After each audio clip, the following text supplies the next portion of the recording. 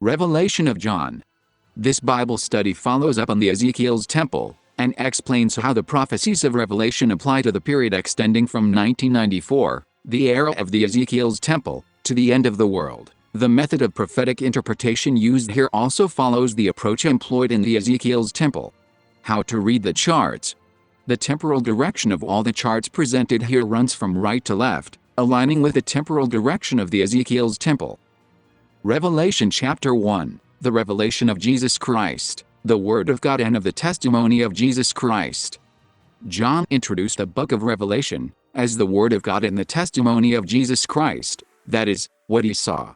The book of Revelation, which John saw and recorded, is the testimony of Jesus Christ and also the Word of God. However, the reason for making this distinction is that the commandments of God and the testimony of Jesus Christ will serve as the mark of God's remnant people in the last days, and the testimony of Jesus is the spirit of prophecy. In other words, the Word of God refers to the commandments of God, and the testimony of Jesus Christ refers to the spirit of prophecy. The Alpha and the Omega.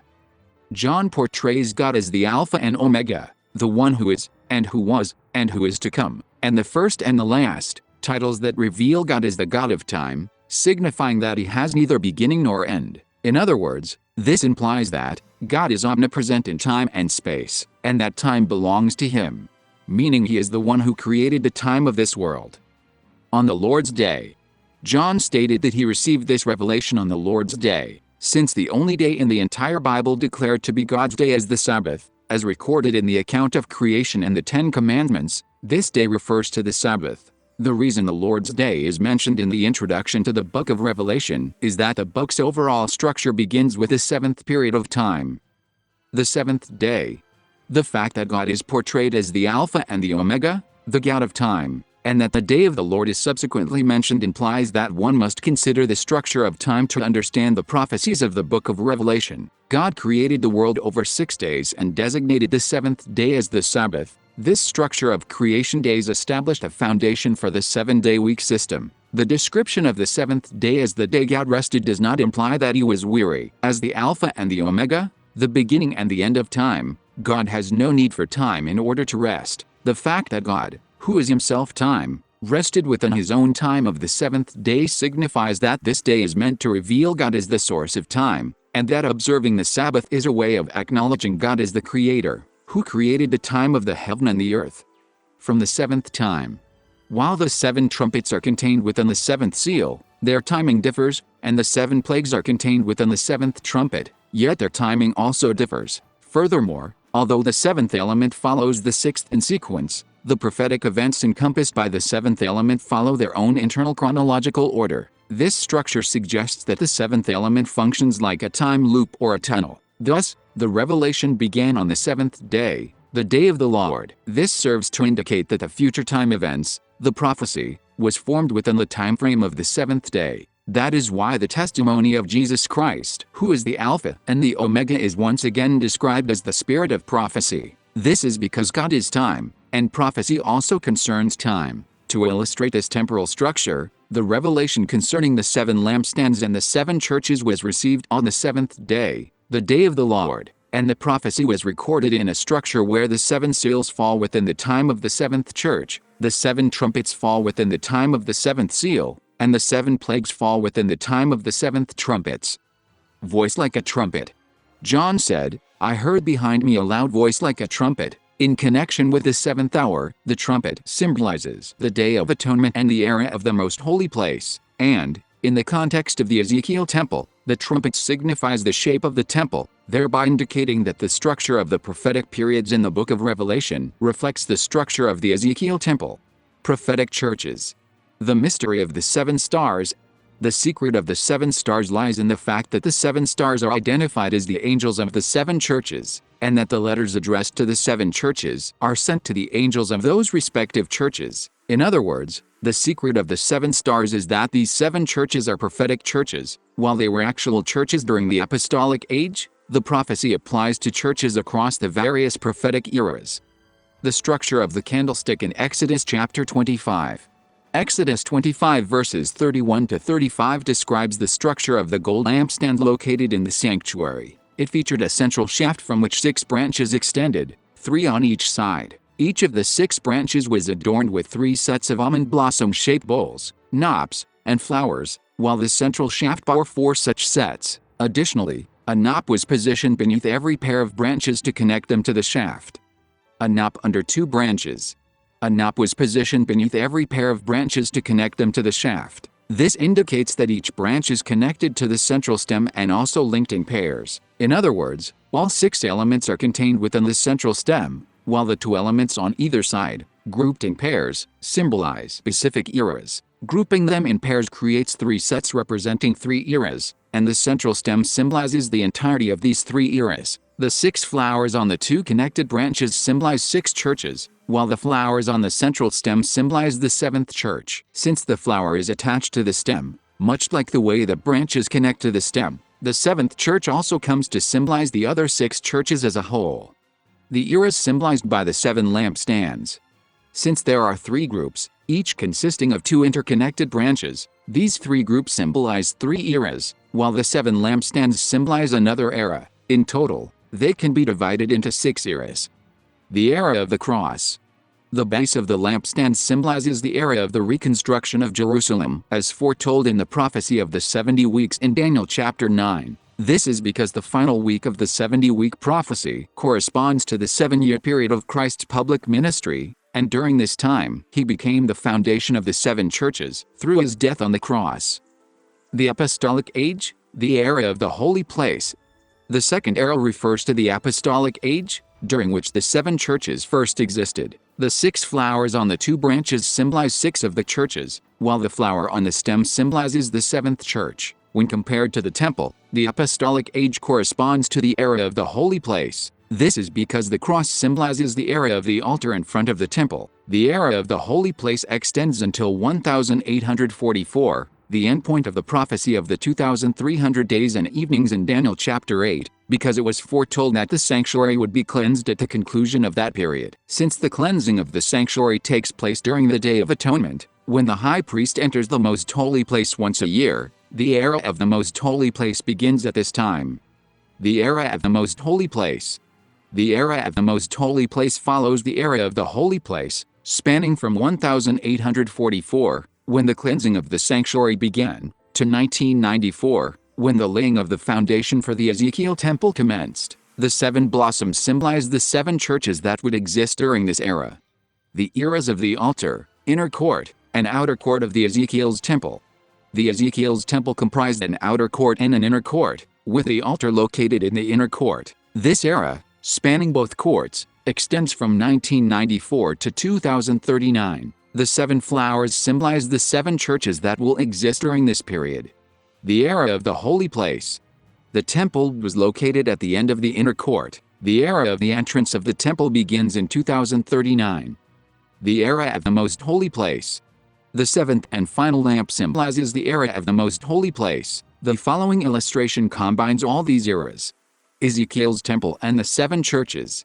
2 chapters and 2 phrases. The 7 churches are recorded in 2 groups, 4 in chapter 2 and 3 in chapter 3. Additionally, the phrase "He who has an ear, let him hear what the Spirit says" is included at the end of the letter addressed to each church. However, while the first 3 churches received additional words linked to this phrase, the remaining 4 did not. Regarding the church in Ephesus, it was said that they would be given the tree of life to eat. Regarding Smyrna, that they would not be hurt by the second death, and regarding Pergamum, that they would be given manna and a white stone. Yet, there are no such additional words for the remaining 4 churches. Thus, the 7 churches are divided into 2 groups, 4 church versus 3 church, split based on the chapters, and 3 church versus 4 church, split based on the presence or absence of appended phrases. The 4th church belongs to the first group in terms of chapters, but falls into the second group based on the appended phrases. The fact that the 7 churches are divided across 2 chapters indicates that chapters 2 and 3 correspond to different eras, with the 4th church situated in the transitional period connecting the 2. Since the 2 eras depicted in the layout of Ezekiel's temple are those of the outer court and the inner court, the first 3 churches belong to the era of the outer court, the last 3 to the era of the inner court, and the 4th church is positioned between these 2 eras. The 7 churches and the 7 candlesticks. This structure indicates that churches with the added phrase and those without it are paired together. based on the structure of the lampstand, where the central stem represents the seventh church and 6 branches extend in pairs. The 3 branches belonging to the outer court, which have the added phrase, are arranged sequentially on the right, and the 3 branches belonging to the inner court, which lack the added phrase, are arranged sequentially on the left. Then the first church pairs with the 6th, the second with the 5th, and the third with the 4th. Revelation chapters 2 and 3. Church of Ephesus and Church of Philadelphia. The time periods. The era of the Ephesus church begins in 1994, marking the start of the Ezekiel temple era, following the conclusion of the preceding period that began in 1844 with the end of the 2,300-day prophecy in Daniel 8. The exhortation to the Philadelphia church mentions an open door set before it. Since this refers to the door of the temple, the era of the Philadelphia church concludes in 2039, the year corresponding to the location of the temple's entrance door within the Ezekiel temple. Kings included in this period. According to the description of the lampstand in Exodus 25, each branch featured 3 elements, a base, a cup, and a flower. The flower symbolizes a crown, and when applied to world history, it represents a king. Since there are 3 flowers on each branch, the 2 branches hold a total of 6 flowers, symbolizing 6 kings. As previously explained, since the 7th church of the preceding era encompasses the 6 churches of the subsequent era, the year 1994 also marks the era of the 7th church within the period extending from 1844 to 1994. Since the 7th church era begins with a 7-year period, incorporating the cross of Christ in accordance with the structure of the 70 weeks prophecy in Daniel chapter 9. The actual time frame for the Church of Ephesus spans from 1994 to 2001, the 7th year. The reign of the 6 kings symbolized by the 6 flowers also commences in this year. The 6 kings spanning the period from 2001 to 2039 are Bush, Obama, Trump, Uzziah, Jotham, and Ahaz. Prophetic period. Since the elements symbolizing the churches of Ephesus and Philadelphia are interconnected, the prophetic period applicable to these 2 churches spans the entire duration from 1994 to 2039. However, because this span is divided into 6 segments, the primary period for the Church of Ephesus corresponds to the first of the 6 eras, running from 1994 until the end of the Bush administration, while the period for the Church of Philadelphia begins in 2037, the era symbolized by Ahaz. Exhortation to the Church of Ephesus. 7 stars and 7 golden candlesticks.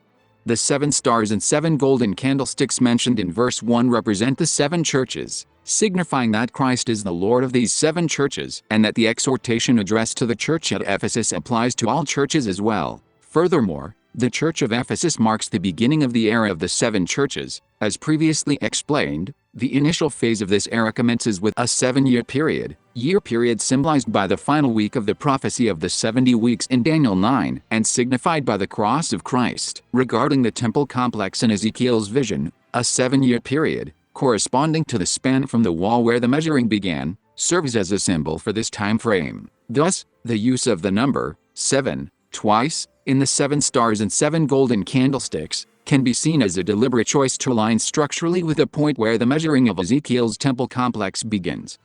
Nicolaitans. The exhortation addressed to the church at Ephesus focuses primarily on those who claim to be apostles and on the Nicolaitans. The doctrine held by the Nicolaitans at the time separated faith from conduct, positing that one could indulge in sinful, fleshly behavior without jeopardizing one's salvation. In other words, it was the theory that simply believing in God guaranteed salvation, regardless of whether one kept God's laws or lived a life of unbridled indulgence by following the practices of pagans. The doctrine of the Nicolaitans is mentioned in the context of the Church of Ephesus, the first of the 7 churches in a prophetic sense, and the one directly linked to the era of the cross. Because that doctrine would ultimately negate the necessity of the cross, Christ died on the cross to forgive and take away our sins, which violated God's law. Therefore, to say that sins of the flesh are not sins would negate the necessity of Christ's crucifixion. The exhortation to the church in Pergamum links the doctrine of the Nicolaitans with the teaching of Balaam. The fact that the majority of the Israelites at that time were deceived by Balaam's ruse and failed to refuse the worship of pagan idols illustrates the significant doctrinal sophistication and widespread appeal that the doctrine of the Nicolaitans held within Christianity. You have forsaken the love.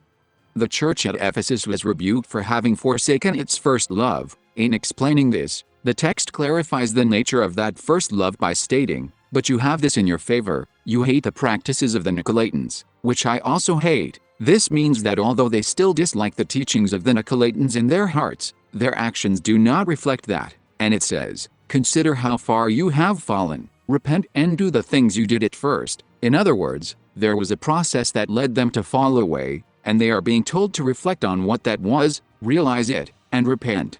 Tree of Life. It was said that the victor would be given the fruit of the tree of life. The tree of life is not meant to bring the dead back to life, but to prevent the living from dying. This indicates that the experience of the church in Ephesus is connected to the 144,000. Exhortation to the Church of Philadelphia. The Key of David. The exhortation to the church in Philadelphia begins with the words, "These are the words of him who is holy and true, who holds the key of David. What he opens no one can shut, and what he shuts no one can open." A related passage appears in Isaiah 22 verse 22, which states that the key of the house of David was given to Eliakim. Eliakim appears as the one who takes over from Shebna, assuming responsibility for the national treasury, which symbolizes the house of David. However, verse 25 states that the treasury he managed would also ultimately fall to ruin. Shebna belongs to the era of the outer court of Ezekiel temple, which corresponds to the Egyptian period, while Eliakim belongs to the era of the inner court, which corresponds to the Babylonian period. However, although Eliakim was given the key of David with a promise that what he opens no one can shut, and what he shuts no one can open, he ultimately met his ruin. Therefore, the key of David mentioned in the context of the Church of Philadelphia refers to the key that exists after the era of Eliakim had come to an end. The fact that Christ holds this key signifies that the Babylonian era symbolized by the inner court of Ezekiel's temple has ended, and the era of the temple has begun. Therefore, the open door before you refers to the door of the temple. The mention of a pillar in the temple porch and the promise that the one who conquers, "I will make him a pillar in the temple of my God," also indicates that this is an era symbolized by the temple door. 2 tribulations. Verse 10 said, "Since you have kept my command to endure patiently, I will also keep you from the hour of trial that is going to come on the whole world to test the inhabitants of the earth," which indicates that although this church has already passed through a tribulation, another tribulation is coming. The beginning of this second tribulation will be the year 2039, which marks the end of the era of the Church of Philadelphia. This tribulation is also prophesied in Revelation chapter 11. The statement in verse 9, that some from the synagogue of Satan, who claim to be Jews, would be made to bow down at your feet, indicates that the first tribulation involves the persecution of the church by those who say they are Jews, that is, those who claim to be Christians. Names of God.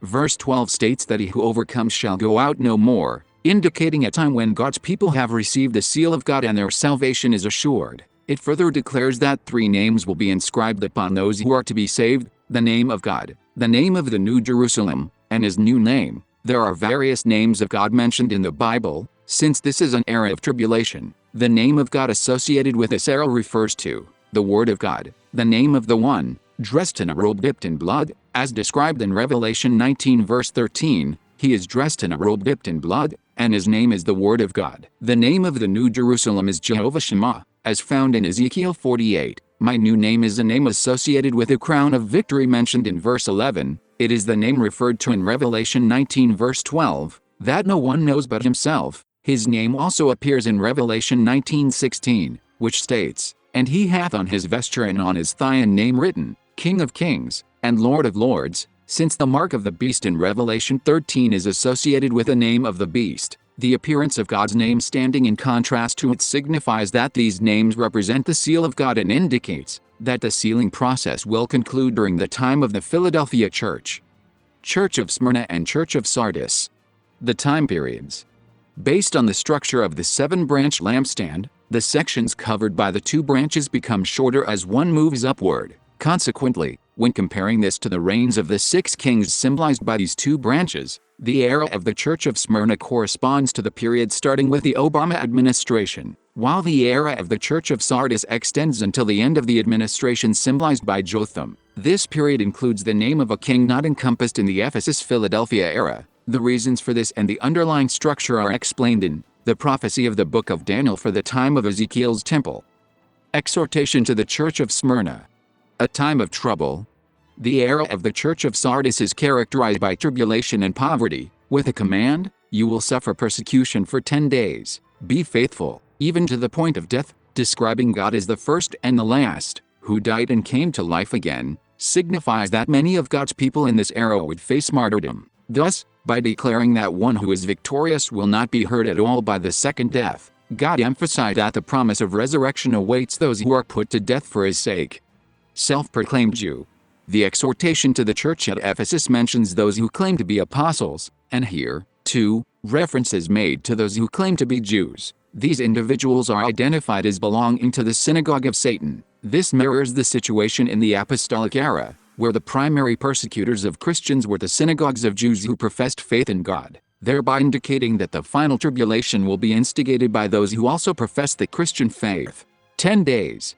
Regarding the 10 days of tribulation, no specific formula is provided here to calculate this duration. Therefore, in accordance with Ezekiel 4, these 10 days symbolize 10 years. The exhortation, "Do not be afraid of what you are about to suffer," indicates that this tribulation would not begin at the very outset of the Smyrna church era, but rather somewhat later.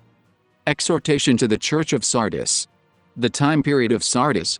While the church at Ephesus is associated with the 7 stars and the 7 golden lampstands, the church at Sardis is associated with the 7 spirits and the 7 stars. This indicates that the timelines for the churches at Ephesus and Sardis follow a similar structural pattern. Furthermore, since the 7 spirits are described as being before the throne of God and the throne of God signifies the temple, the era of the 7 spirits before the throne corresponds to the era of the temple's inner court. Additionally, given that the church at Sardis represents the era when the tribulation begins, the time of the church at Sardis corresponds to the year 2029, the year the tribulation commences within the era of the inner court.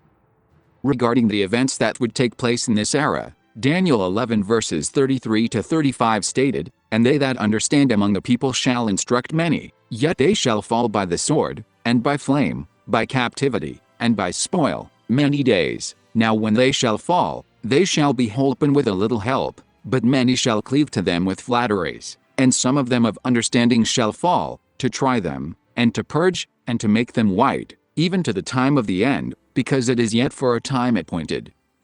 The statement, "that many shall cleave to them with flatteries," explains the condition of the people in the church of Sardis. While they bear the name of being alive, that is, the name of Christian, they are in reality dead. The statements that "and some of them of understanding shall fall, to try them, and to purge, and to make them white, even to the time of the end," parallels the promise, "Thou hast a few names even in Sardis which have not defiled their garments, and they shall walk with me in white, for they are worthy." The assurance that I will confess his name before my Father, and before his angels means that although God's people, who refuse to collude with the wicked, may be shunned and abandoned by the world, God himself will acknowledge and vindicate them.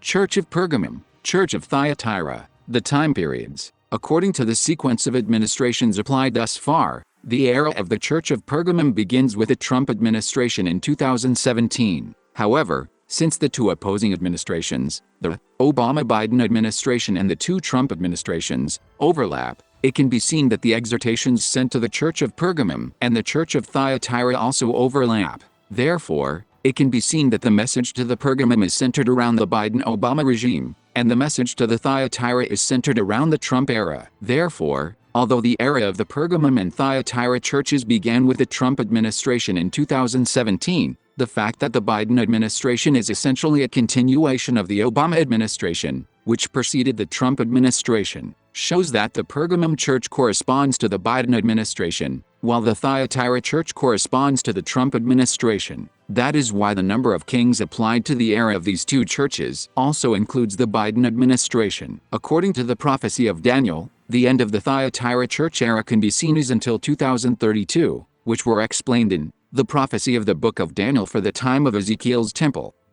Exhortation to the church of Pergamum. A double-edged sword.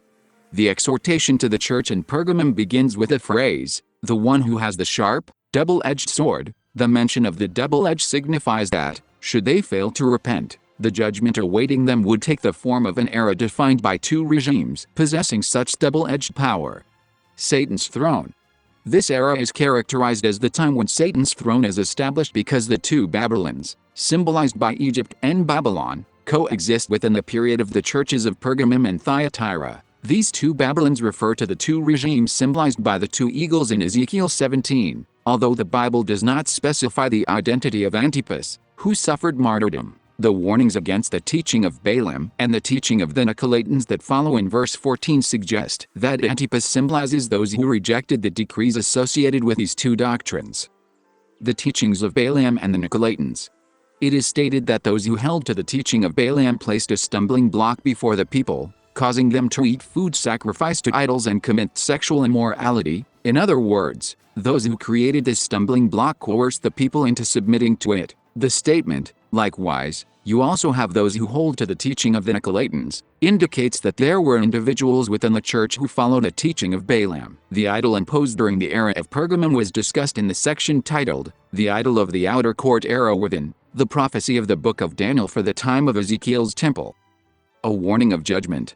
Verse 16 warned that if they did not repent, the judgment of the sword of my mouth, a double-edged sword, would come upon them. However, this judgment did not occur during the era of Pergamum because it was destined to come during the era of the church of Thyatira. I have given her time to repent of her immorality, but she is unwilling.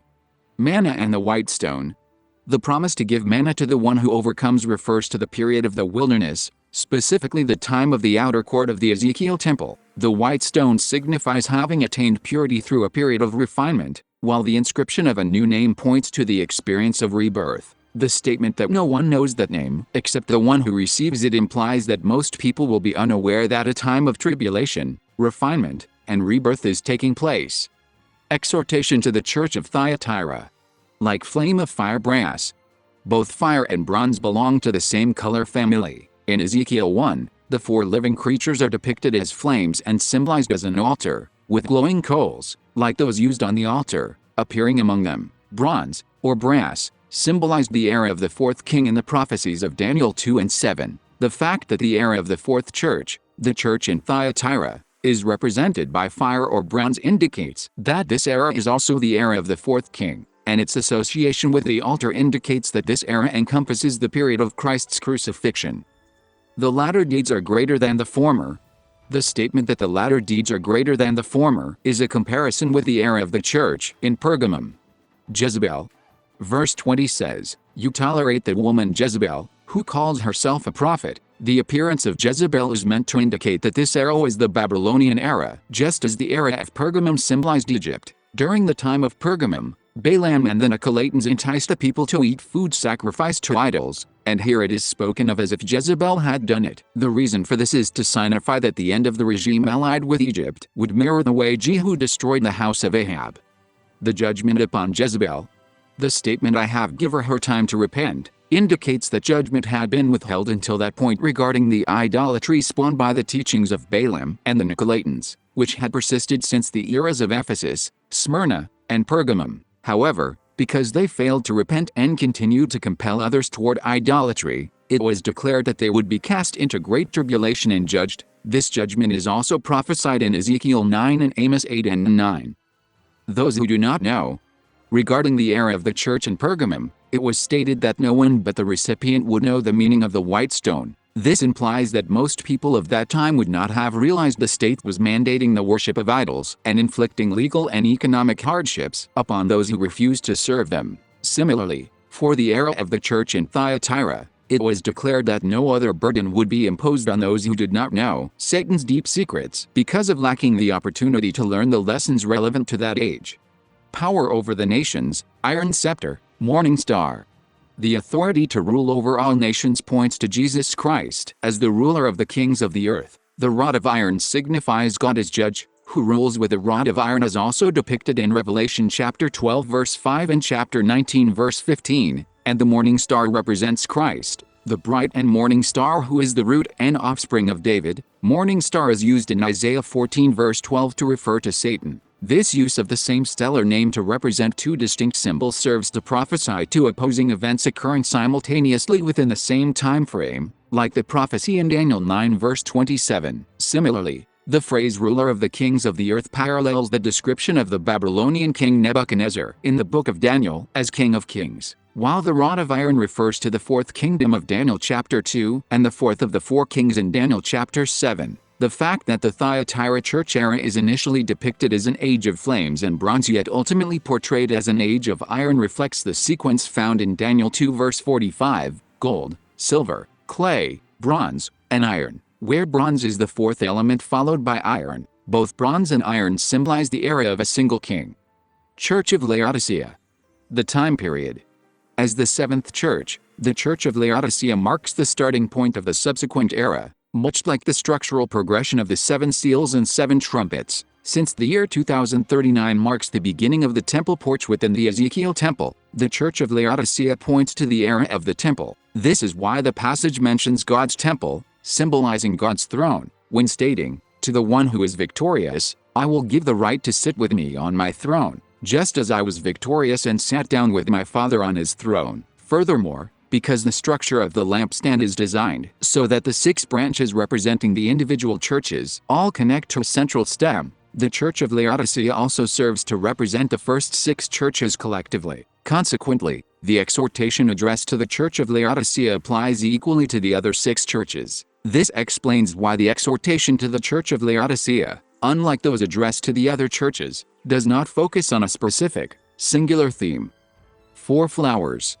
According to the structure of the lampstand described in Exodus 25, the central shaft featured 4 flowers. Since the number of flowers on each branch was previously interpreted as representing the number of kings in that era, these 4 flowers also signify 4 kings, specifically, the 4 kings mentioned in Daniel 7.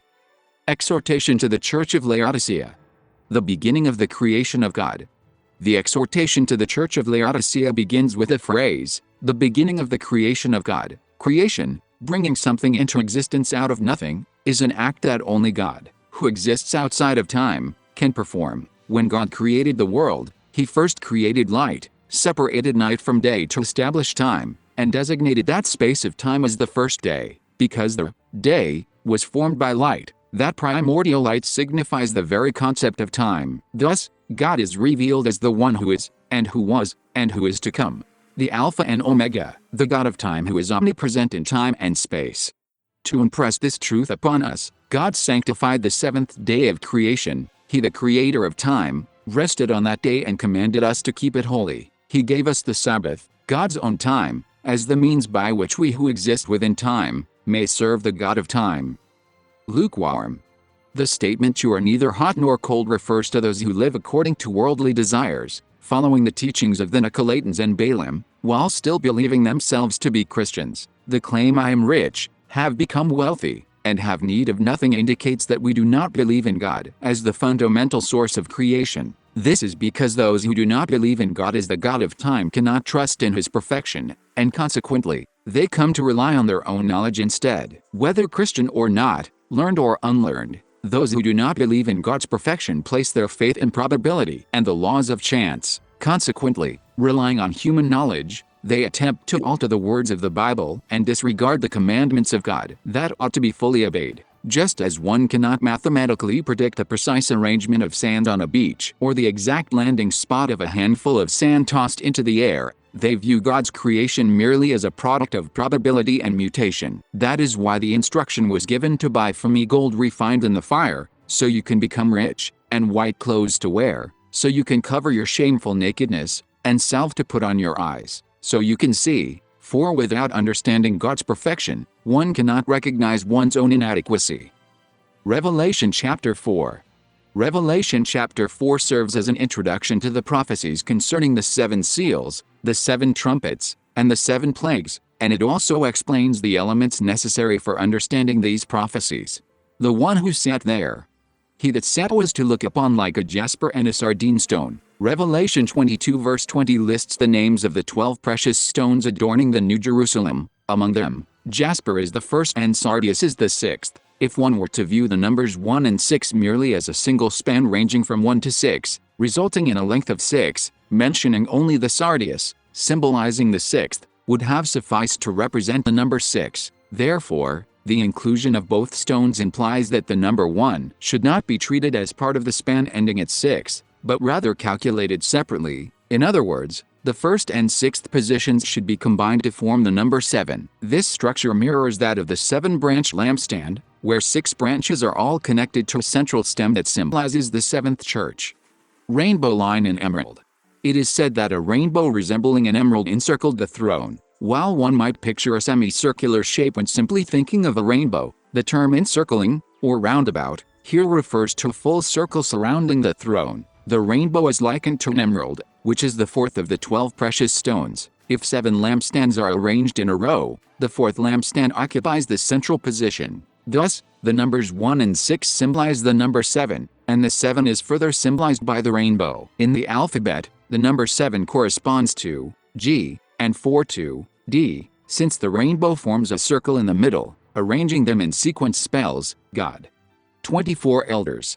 The 24 elders were seated on their respective thrones, wearing crowns. Symbolically, this represents the total combined number of all U.S. presidents and vice presidents mentioned in the prophecies of Daniel, without duplication.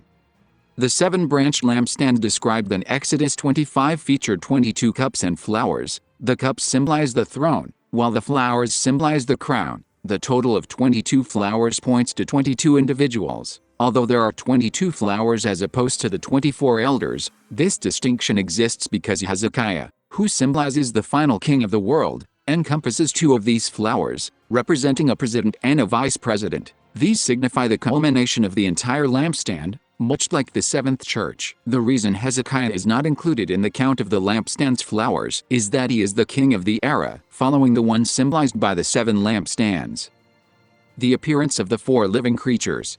The first beast was like a lion, and the second beast like a calf, and the third beast had a face as a man, and the fourth beast was like a flying eagle. The appearance of the 4 living creatures serves to explain the structure of the scroll sealed with 7 seals, introduced in chapter 5, as well as the era of the 7 seals described in chapter 6. The calf symbolizes Ephraim or Egypt, while the lion symbolizes Judah. The third living creature is described as having the face of a man because the era it represents corresponds to the time, depicted in Daniel 7, when the lion transformed into a man, or to the era symbolized by the bear. The fourth living creature is described not merely as an eagle, but as a flying eagle to signify the era represented by the eagle mentioned in Revelation 12 verse 14. Although it is stated that each of the 4 living creatures has 6 wings, the significance of these 6 wings was explained in Revelation 6.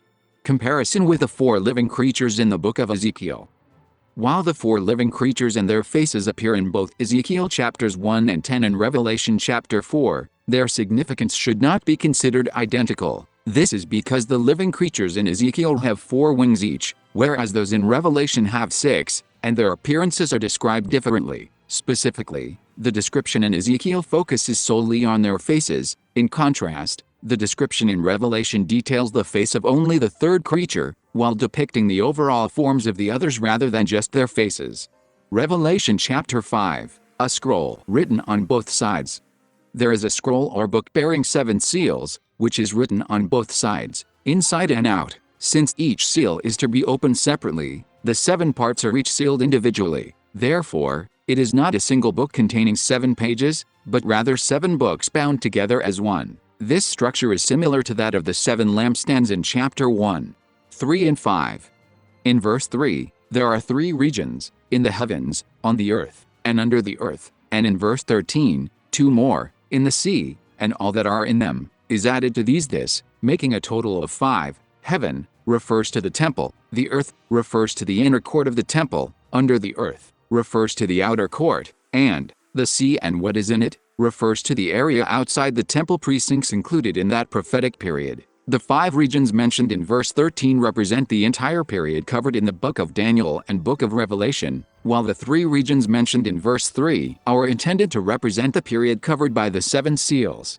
The root of David, Matthew chapter 1.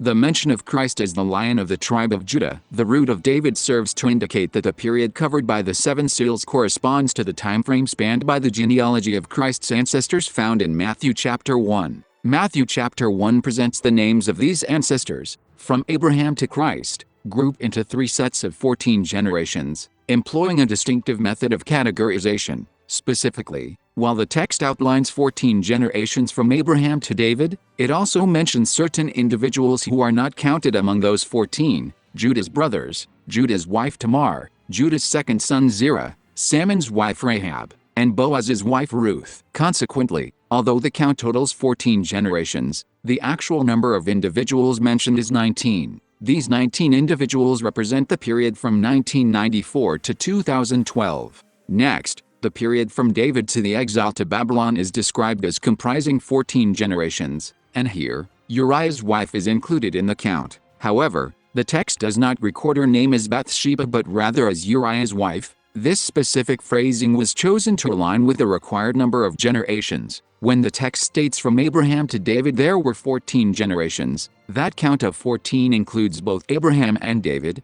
Therefore, when counting from David to the exile to Babylon, David must be included again. Yet, doing so would result in 15 generations rather than 14. Thus, by referring to her as Uriah's wife, the text implies that she is not counted as belonging to David's line in this specific calculation. Numerically, identifying her as Bathsheba would have required adding one person, whereas identifying her as Uriah's wife effectively subtracts her from David's count. Consequently, the total becomes 14 generations, subtracting 1 from the 15. In terms of generations, it counts as 14. In terms of the total span, it covers 15, from 2013 to 2027.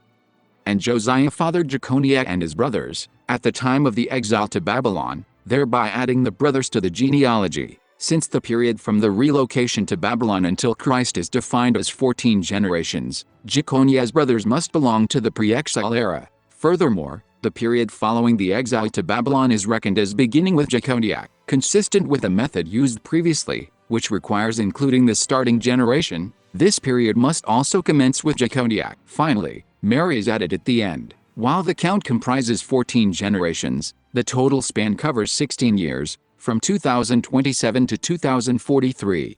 The total number of units is 42, comprising 3 sets of 14, and the total duration is 50 years, from 1994 to 2043. The year 2043 marks the point where the most holy place of the Ezekiel temple begins. Lamb with 7 horns and 7 eyes.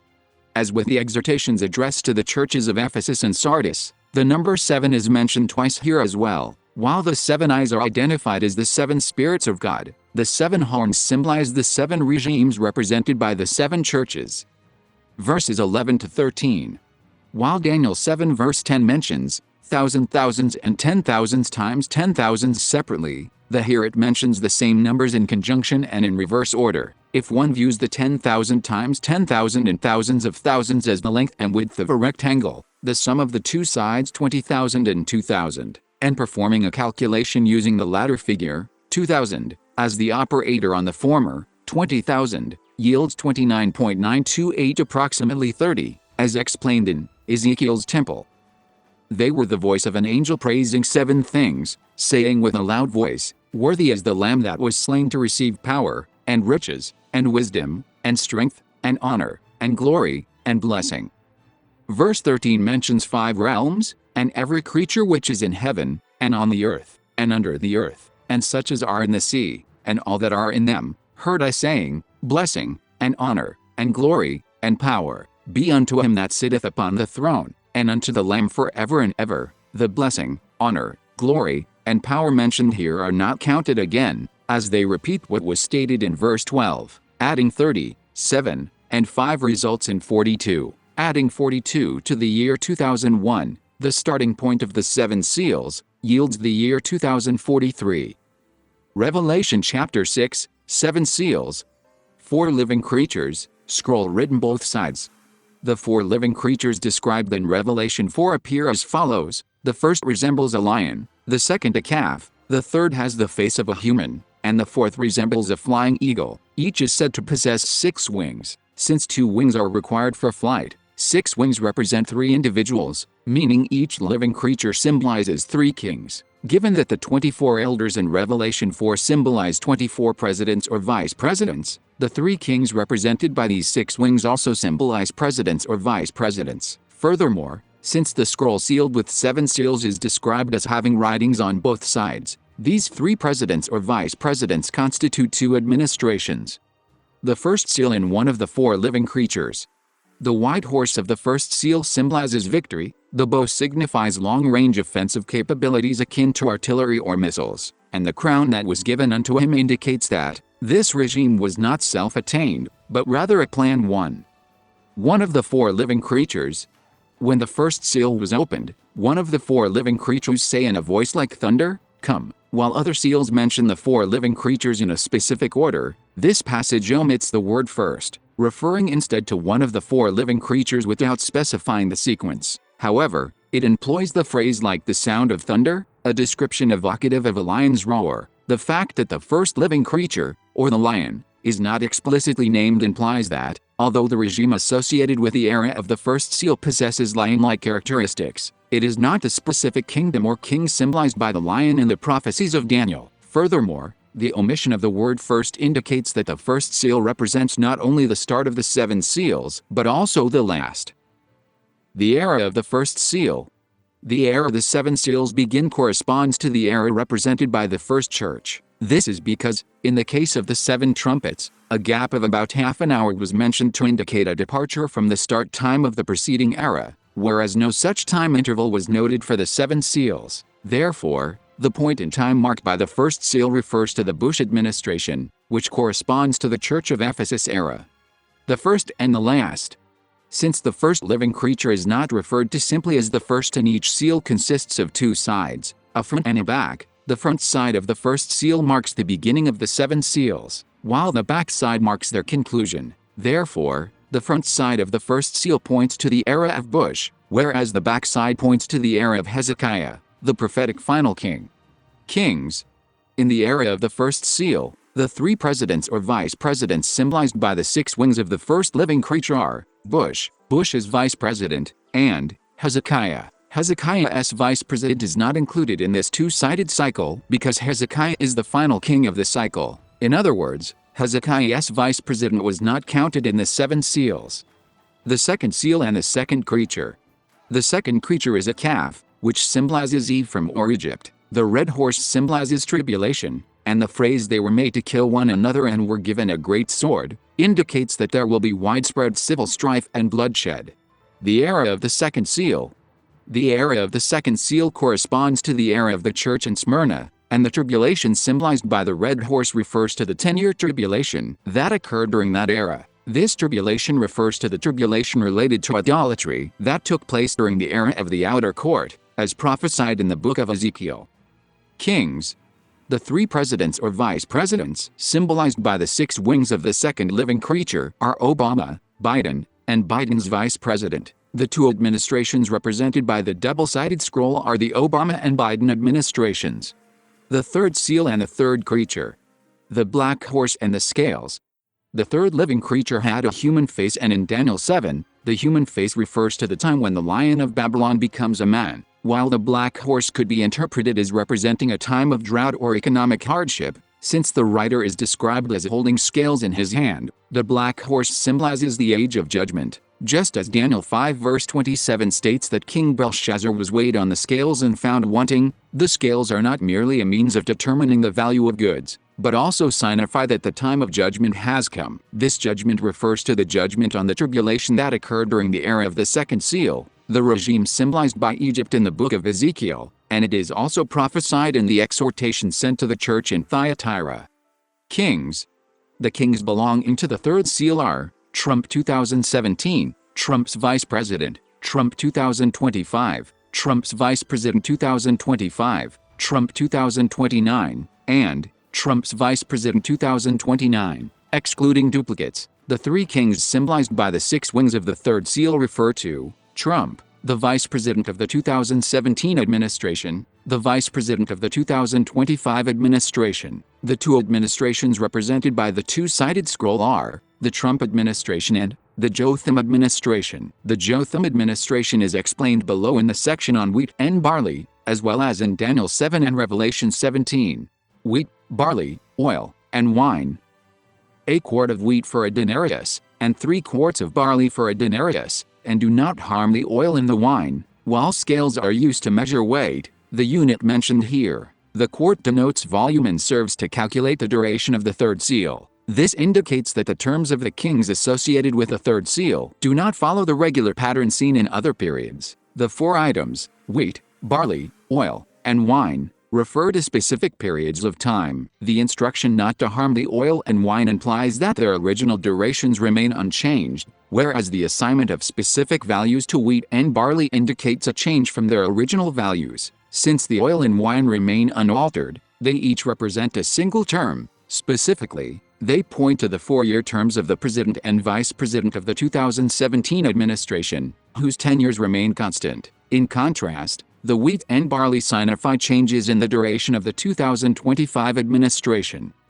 If we express the value of the money and the quantity of grain in the ratio 1 denarius for 1 quart of wheat and 1 denarius for 3 quart of barley, as x and y, respectively, the ratios become 1:1 and 1:3. If we view this as a rectangle or in terms of its width and length, and calculate it using the method explained in the Ezekiel temple, where the latter numbers serve as operators, the ratio 1:1 equals 7.14 years, and the ratio 1:3 equals 2.38 years. Since one term is set at 4 years, the combined duration of 7.14 years and 2.38 years will overlap within the 8-year term.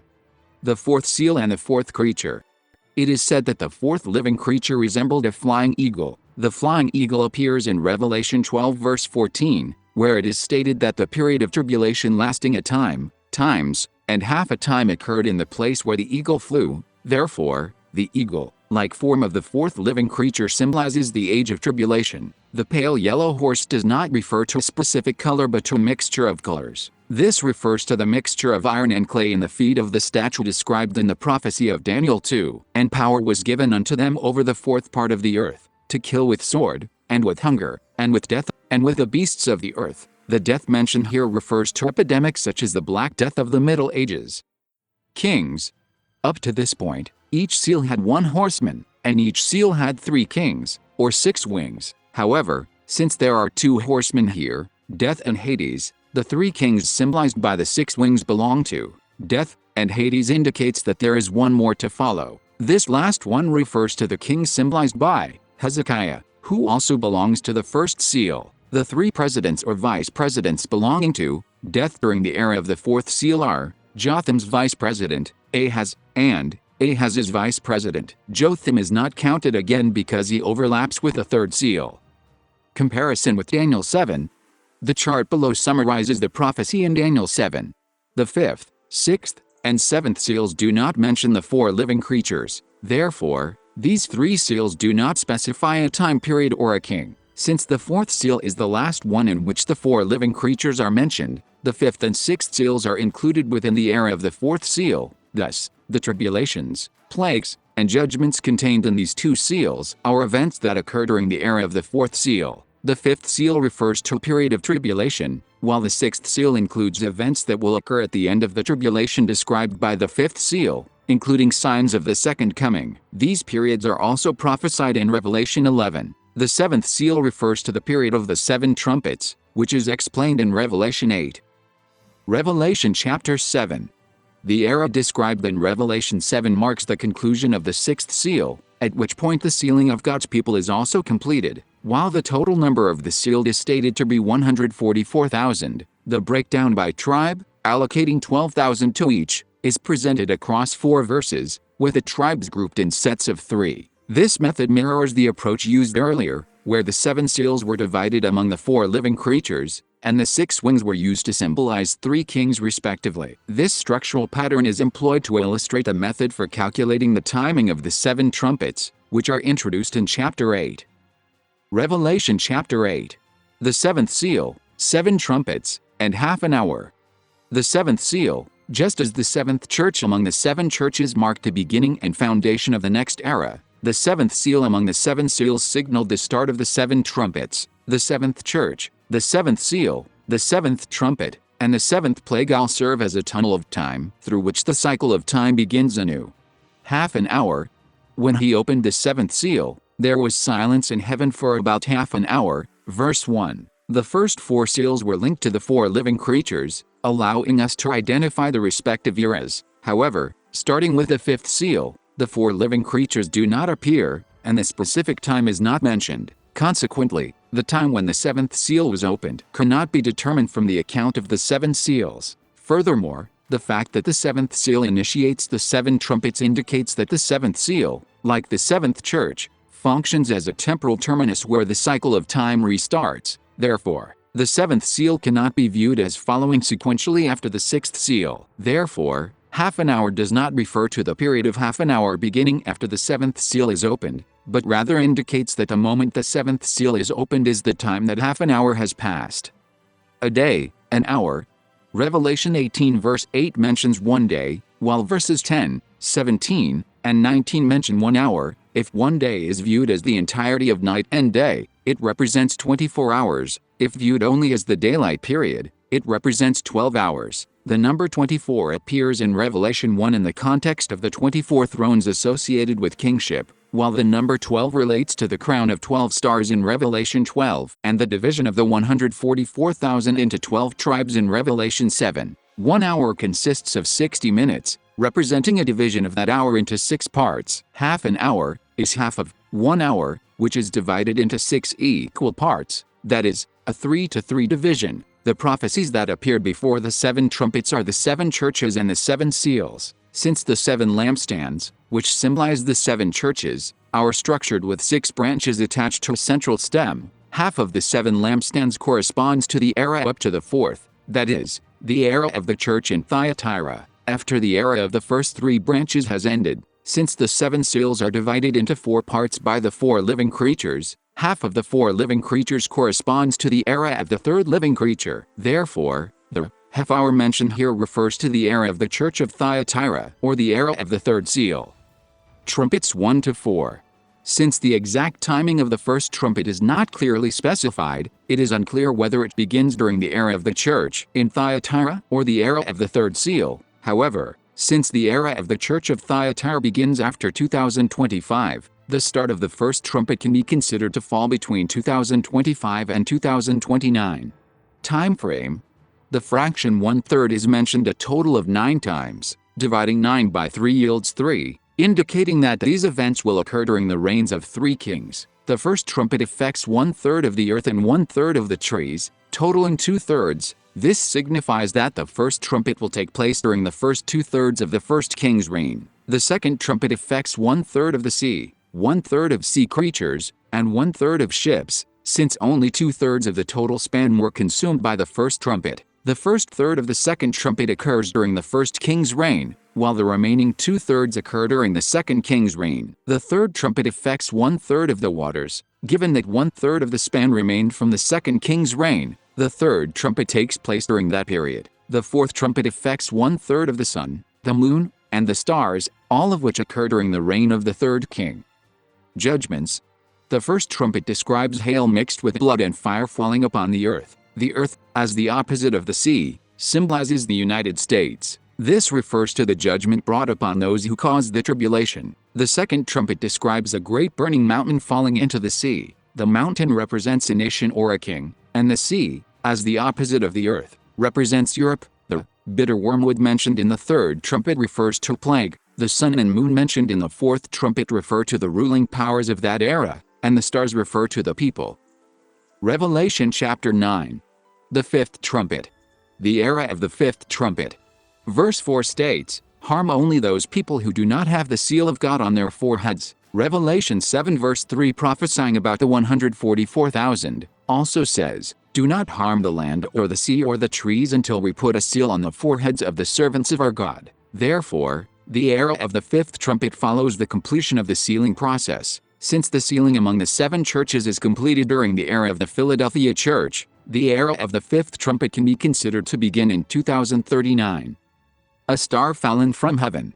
It symbolizes the fourth of the 4 kings. Revelation 12 verse 1 mentions a crown of 12 stars, and verse 4 states, "The dragon's tail swept away 1/3 of the stars in the sky and flung them to the earth." There are 12 stars in the sky, and 1/3 of 12 is 4. These 4 symbolize the 4 kings who will rule at the end of the world. Since the reigns of 3 of these 4 kings span from the first trumpet to the fourth trumpet, this star symbolizes the reign of the 4th and final king. The king who will reign during this 4th era is the one symbolized by the locusts that came out of the abyss. Locusts. It is also stated that in the third trumpet, a great star fell from the sky into the waters, turning the waters into wormwood. Therefore, the star that fell from the sky mentioned here is also associated with the onset of the plague of locusts. It symbolizes the siege of Jerusalem. This period specifically corresponds to the era symbolized by the fall of Jerusalem, as described in Jeremiah chapters 39 through 41. During a siege, the strategy was to encircle the city and cut off supplies of food and water to force a surrender. Meanwhile, drought and famine within the walls led to widespread starvation and disease. The fifth trumpet symbolically depicts the calamities that will befall the nation represented by Jerusalem during such a time of siege. The locusts refers to disease related to the method of receiving the mark of the beast. It was said that the plague that would occur during the time of the siege would be as painful as when a scorpion stings a person, but that it would not kill people. Therefore, this plague refers to disease, not a war. However, since it was stated, harm only those who do not have the seal of God, this disease is not a viral illness transmitted from person to person. Furthermore, because this disease affects only those who have received the mark of the beast, it is a disease related to the process of receiving the mark of the beast. Scorpion and its tail. 2 powers. Locusts emerged from the abyss, and it is stated that they were given power like the power of scorpions on the earth. In other words, the magnitude of the power possessed by the scorpions and the locusts is similar. Similar level of pain. The statement that the torment inflicted by the locusts was like the torment of a scorpion when it strikes a man indicates that they would cause suffering similar to that inflicted upon people by the regime symbolized by the scorpion. In other words, it signifies that those belonging to the scorpion-like regime would reap exactly what they had sown. The locust is the tail of the scorpion. It is said of the locusts that they had tails with stingers, like scorpions, and in their tails they had power to torment people for 5 months. The fact that the locusts resembled scorpions and had tails capable of harming people for 5 months signifies that the era of the locusts is the era of the scorpion's tail. In other words, the scorpion comes first, followed by the locusts, which emerge from the scorpion's tail. Therefore, the 2 kings symbolized by the scorpion and the locusts refer to the 2 kings symbolized by death and Hades. In the 4th seal, the locusts were granted authority like that of the scorpion, precisely because both belong to the same seal. Grass of the earth, green thing, any tree. The command was given not to harm the grass of the earth, any green thing, or any tree, since trees and various grasses were the objects affected by the first trumpet, which fell upon the nation symbolized by the earth. This indicates that the 5th trumpet will also fall upon the nation symbolized by the earth. The era of the 4th seal symbolized by the locusts.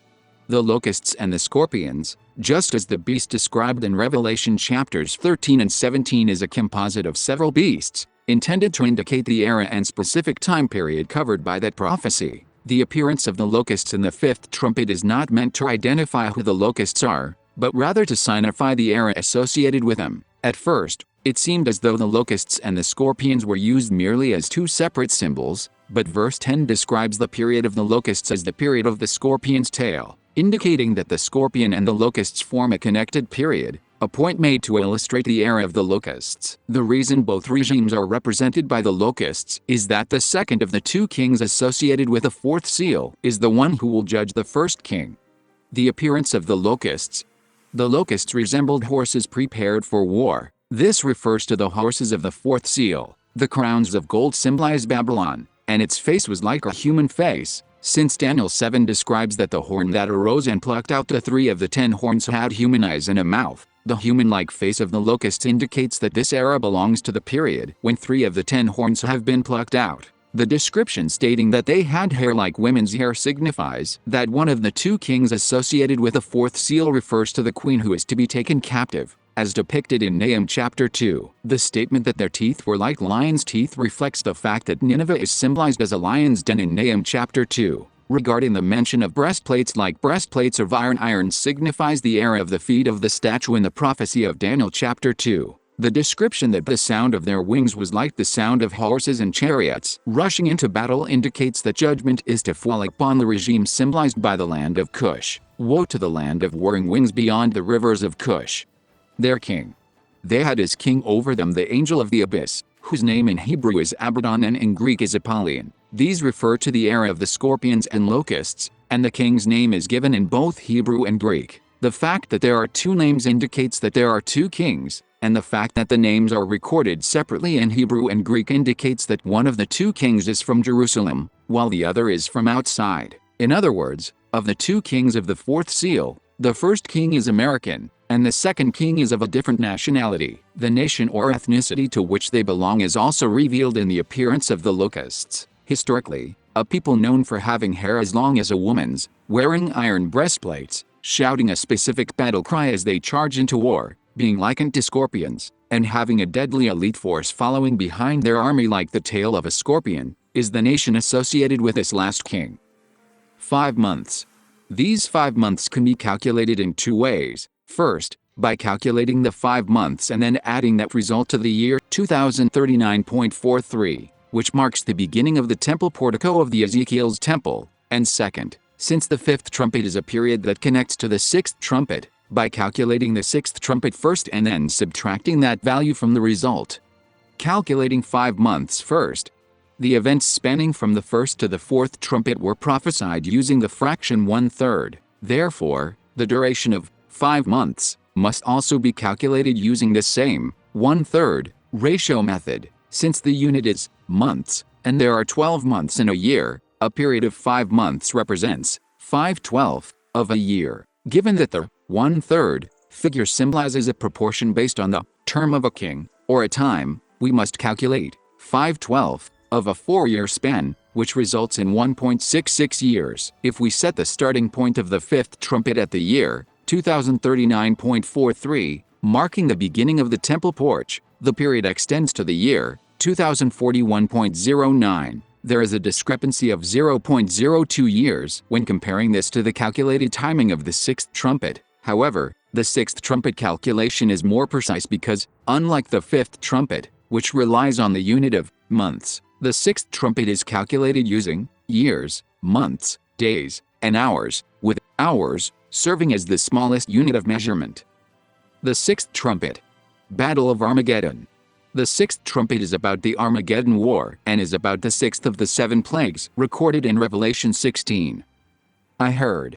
A notable feature of the description regarding the sixth trumpet is the mention of I heard. Verse 13 says, I heard a voice, and verse 16 says, I heard their number, and their number is twice 10,000 times 10,000. This indicates that the figure of 200 million is precisely the number required for the prophetic calculation.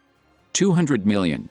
The numbers that can be used as operators for 200 million are the 4 horns and the 4 angels. As explained above, in order to use the method related to Ezekiel's temple, where the length of the temple's gates and the width of the gates were added together and used as an operator when calculating the prophetic period of the temple's length, here too, the 4 horns and the 4 angels are added together and used as an operator. Adding the 4 from the 4 horns and the 4 from the 4 angels gives 8, which can be converted to 1.12. Dividing 20 million by 1.12 and scaling down by 41.5 yields 41.07. Since it was specified as hour, day, month, year, this becomes 2041.0714 years, January 25th at 17th hour. This is when the attack will begin.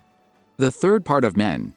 The 1/3 mentioned here carries the same meaning as the 1/3 used in the context of the first through fourth trumpets. Specifically, it refers to 1/3 of a king's reign, since the fifth and sixth trumpets point to the era symbolized by the fourth king Hezekiah. Following Uzziah, Jotham, and Ahaz, the reign in question must be that of Hezekiah. According to 2 Chronicles 29, Hezekiah's reign lasted 29 years. Based on the structural data regarding the ages and reigns of the kings described in 2 Chronicles chapters 26 through 29, this 29-year period translates to 5.38516 years, the square root of 29. 1/3 of 5.38516 years is 1.795 years. Adding 1.795 to the previously calculated figure of 2041.0714 results in the year 2042.8664, which marks the end of the war. The appearance of the horse and the horseman.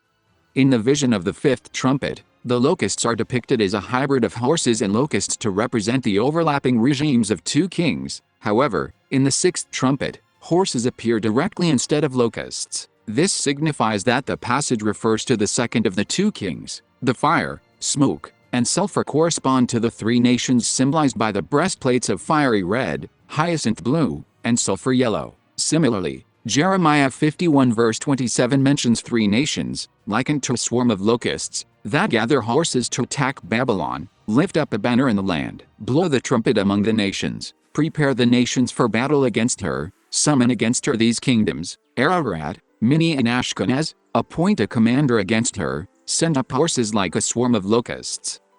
It is said that the heads of these horses are those of lions and their tails are those of serpents, and that the tail itself has a head. The two heads indicate that this army is an alliance centered on two kings or two nations, just as the coalition of the Medes and Persians was the force that brought down ancient Babylon. In Jeremiah 51 verse 27, when mentioning three nations Ararat, Minni, and Ashkenaz, it says, "Appoint a commander against her." Therefore, one of these two heads is the commander leading the allied forces of these three nations. Since the three plagues came out of the horse's mouth, this commander refers to the horse's lion's head. Furthermore, in Jeremiah 51 verse 28, it says, "Prepare the nations for battle against her, the kings of the Medes, their governors and all their officials, and all the countries they rule," mentioning Media separately from these three nations. Therefore, the serpent's head on the horse's tail refers to Media. Revelation chapter 10, Cloud, Rainbow, Sun, and Pillars of Fire. The rainbow refers to the rainbow encircling the heavenly throne described in Revelation chapter 1, while the heavenly throne signifies the temple. The sun represents day, and the pillar of fire, having served to illuminate the night in the wilderness, represents night. Since the figure is described as being clothed in a cloud, the cloud signifies the space between the face and the feet. Thus, the interval between night and day, represented by the cloud, marks the present time of this prophecy. Sea and land. The distinction between the sea and the land shifts according to the specific time frame of each prophecy, as described in Revelation 12. The fifth trumpet of Revelation 9, the preceding chapter, began in the year 2039.43, while the sixth trumpet concluded in 2042.86. Similarly, the timeline in Revelation 11 was divided into periods of 9 years and 3.5 years, centered around the year 2039. Consequently, the focal point of the timeline in Revelation 10 is also 2039. In this context, the sea represents the era of the inner court of the Ezekiel's temple, the land represents the era of the temple porch, and the heaven corresponds to the temple itself. Regarding the description of the angel standing with his right foot on the sea and his left foot on the land, the directional flow of time within the Ezekiel's temple dictates that east represents the past and west represents the future. Thus, the angel stands facing north, with his right foot positioned to the east and his left foot to the west. Lion and seven thunder. The mention of the lion indicates that this era, the era of the fifth and sixth trumpets, is associated with a king symbolized by a lion. This king, symbolized by a lion and destined to appear in this era, was described in the context of the seven seals. Although the command was given not to record what the seven thunders spoke, the words of the seven thunders are connected to the day when the seventh angel sounds his trumpet. Revelation chapter 11. Reed and the temple. The reed like a measuring rod mentioned in verse 1 refers to the same measuring rod used by the measurer in Ezekiel chapter 40. The command was to measure the temple, the altar, and those who worship there, since those who worship refers to people, and the instruction was to measure people with the rod. This signifies the measurement of time described in Ezekiel chapter 10. 42 months. Verse 1 says, "The court which is without the temple." Leave out in verse 8 describes the outer court of the temple as a place that spiritually is called Sodom and Egypt, where also our Lord was crucified. In the layout of Ezekiel's temple, the altar, which symbolizes the cross, was situated within the inner court and the temple porch, symbolically. Therefore, the 42 months mentioned here refer to the period of tribulation that will occur during the era of the inner court and the temple porch. Before mentioning the 42 months, verse 1 instructs that the temple, the altar, and those who worship therein be measured. Although the specific number of worshippers inside the temple is not stated, Revelation chapter 1 reveals that the 24 elders were the ones worshiping God at the side of his throne. Thus, to understand the period symbolized by the 42 months, one must calculate 42 using 24 as the operator. This yields a result of 12.5. 1,260 days. It is stated that God's two witnesses will be in tribulation for 1,260 days and, once that period ends, will be dead for another 3.5 days. Therefore, the tribulation these two witnesses will endure will occur twice. In verse 4, these two witnesses are referred to as the two olive trees and the two lampstands. Although they are referred to as two, their total number is 4. Therefore, if we use this number 4 as an operator to calculate 1260, the result is 9. 3.5 days. The final week of the 70-week prophecy in Daniel 9 is not calculated but is counted as 7 years, because these 7 years symbolize the 7 years of Christ's public ministry associated with his first coming. Since the death of the two witnesses at the end of the 1260 years was explained in relation to the cross, this point marks the midpoint of the 7 years, and from this point onward, 3.5 days corresponds to the remaining period of 3.5 years.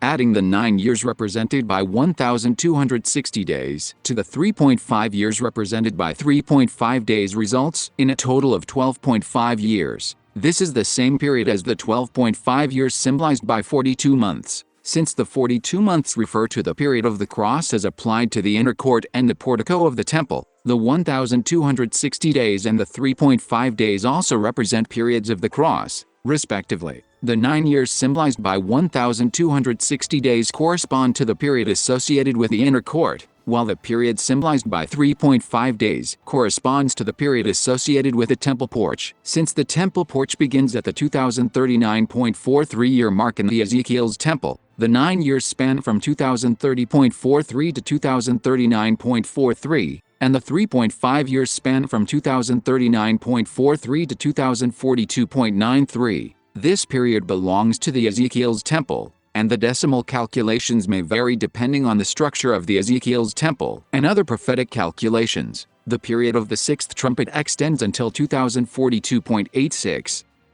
Earthquake, 1/10 of the city, 7,000 people. Verse 13 states, "At that time there was a great earthquake, and 1/10 of the city collapsed, and 7,000 people were killed in the earthquake." Since 1/10 of the city collapsed and the number of people killed was 7,000, the total population of the city is 70,000. Converting 70,000 to years yields 6 years, converting with 0.14 and reducing with 41.5. In other words, this year marks the 6th year since the beginning of the reign of the king who was judged. Since this year is 2042.86 or 2042.93, 6 years prior to this would be 2037. The third woe. Verse 14 states that the third woe will come soon. The first woe corresponded to the fifth trumpet, the second woe to the sixth trumpet, and the third woe refers to the 7 plagues described in chapter 16. Revelation chapter 12. Sun, moon, 12 stars. Woman. The woman clothed with the sun in verse 1 symbolizes the church of God, in contrast to the harlot who symbolizes Babylon in verse 3 and in Revelation 17. Sun, moon, stars.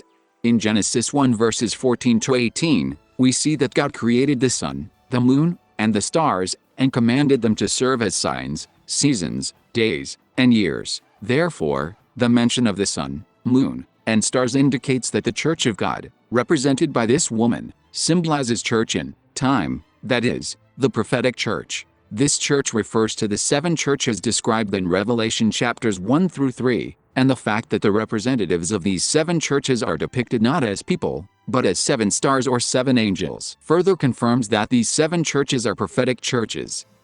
Clothed with the sun, and the moon under her feet.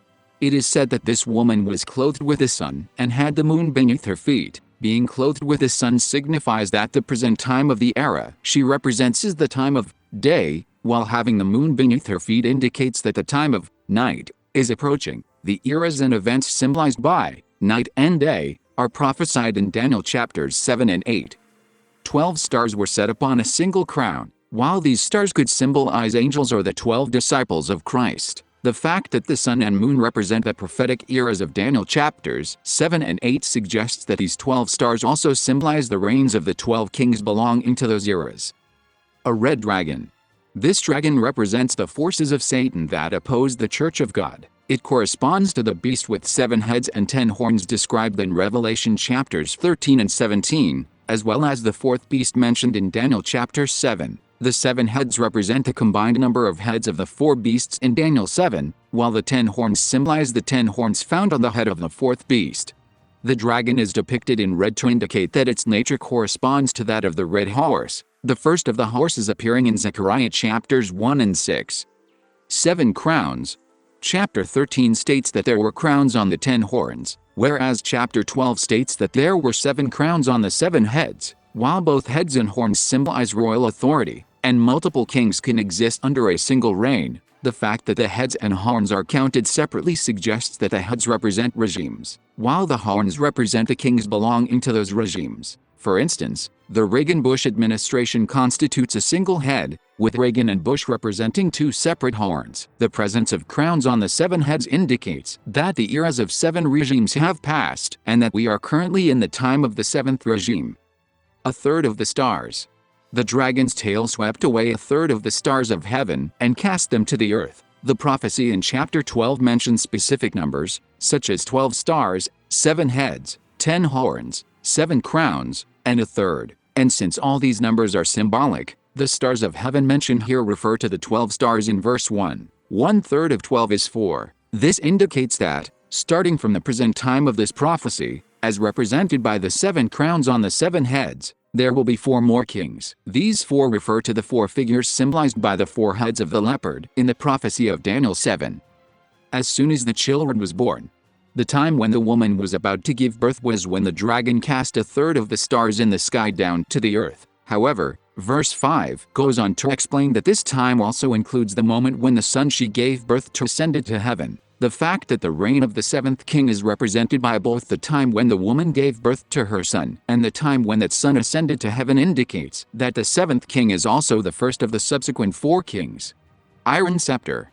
The man who is to rule with a rod of iron symbolizes Christ. Revelation 19 verse 15 also mentions a rod of iron when describing the judgment that will take place at the time of Christ's second coming. However, iron symbolizes the 4th kingdom or the 4th king mentioned in Daniel chapter 7. In the exhortation to the church in Thyatira, the tribulations endured by God's people are likened to the shattering of earthen vessels with a rod of iron. Therefore, while the primary figure symbolized by the male child who is to rule with a rod of iron is Christ, the symbol also applies to the 4th king described in Daniel 7, through a dual application similar to the figure in Daniel 9 verse 27, who will confirm a covenant with many for 1 week. The child was caught up to God.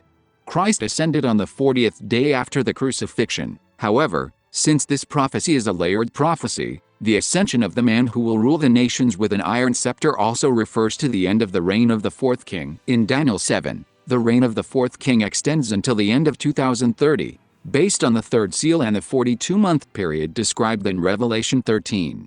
1,260 days. Time of trouble. Verses 6 states that during the reign of this 7th kingdom, a time of tribulation will begin in which God's church must flee to the wilderness, and that this period of tribulation will last 1,260 days. Micah 5 verse 3 also states that the time of childbirth will lead to tribulation. Therefore Israel will be abandoned until the time when she who is in labor bears a son, and the rest of his brothers return to join the Israelites. 1,260 days. Since the 1/3 of the stars was 4, and they are related to the 1,260-day period of tribulation, the 4 serves as the factors for the 1,260 days. Calculating 1,260 with 4 yields 9 years. Adding 9 years to the previously calculated year of 2030 results in 2039. According to the calculations in Revelation chapters 9 and 14, this 9 years refers to the period from 2030.43 to 2039.43. War in heaven. From verse 7, the scene shifts to describe the war in heaven between God and Satan. When Satan was defeated, the evil angels who fought on his side were cast down to earth along with him. The number of these expelled angels amounted to approximately 1/3 of the heavenly angels mentioned in verse 4. The statement in verse 11 that the heavenly angels fought without sparing their lives indicates that this was an actual war in which the angels risked their very lives. Daniel chapter 10 also records a war among angels. According to Daniel 10 verse 13, the prince of the kingdom of Persia obstructed the angel sent to Daniel. Since a human being cannot block an angel, the king of Persia mentioned here refers to a satanic angel allied with him. Verse 20 states that the angel would return to fight against the king of Persia and that the king of Greece would come afterward. This Greek era corresponds to the era of the earth described in Revelation chapter 12. the woman which brought forth a male child. This woman refers to the era of the woman mentioned in verse 2, who gave birth to a son. Chronologically, it refers to the second era, symbolized by the woman who gave birth to a son in verse 2, which follows the first era symbolized by the woman in verse 1. The first era refers to the time of the outer court of the Ezekiel's temple, and the second era refers to the time of the inner court. A time, times and half a time. As explained in the book of Daniel, the period of a time, times, and half a time corresponds to 14 years. The year indicated by the woman who gave birth to the male child is 2025. Therefore, the 14-year span starting from 2025 extends to 2039. However, in the book of Daniel the same period begins from the moment the daily sacrifice is abolished. So, in Daniel, the starting point is different, but the total duration remains the same. 2 wings of an eagle. Verse 12 states that during the tribulation God's church will receive 2 wings of a great eagle and fly to their place in the wilderness, where they will take refuge, as stated in Exodus 19 verse 4. This refers to God carrying his people on eagle's wings to protect them during the time of tribulation. It also indicates that the power or regime symbolized by the eagle will come to the aid of God's people. The sea and the earth.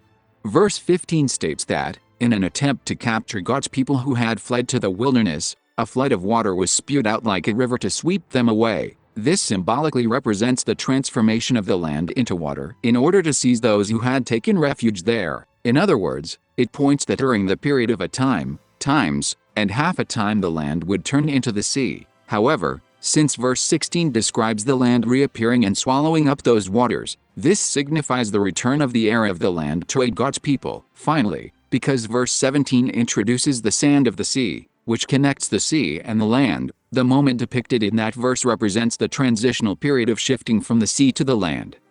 The remnant of her seed.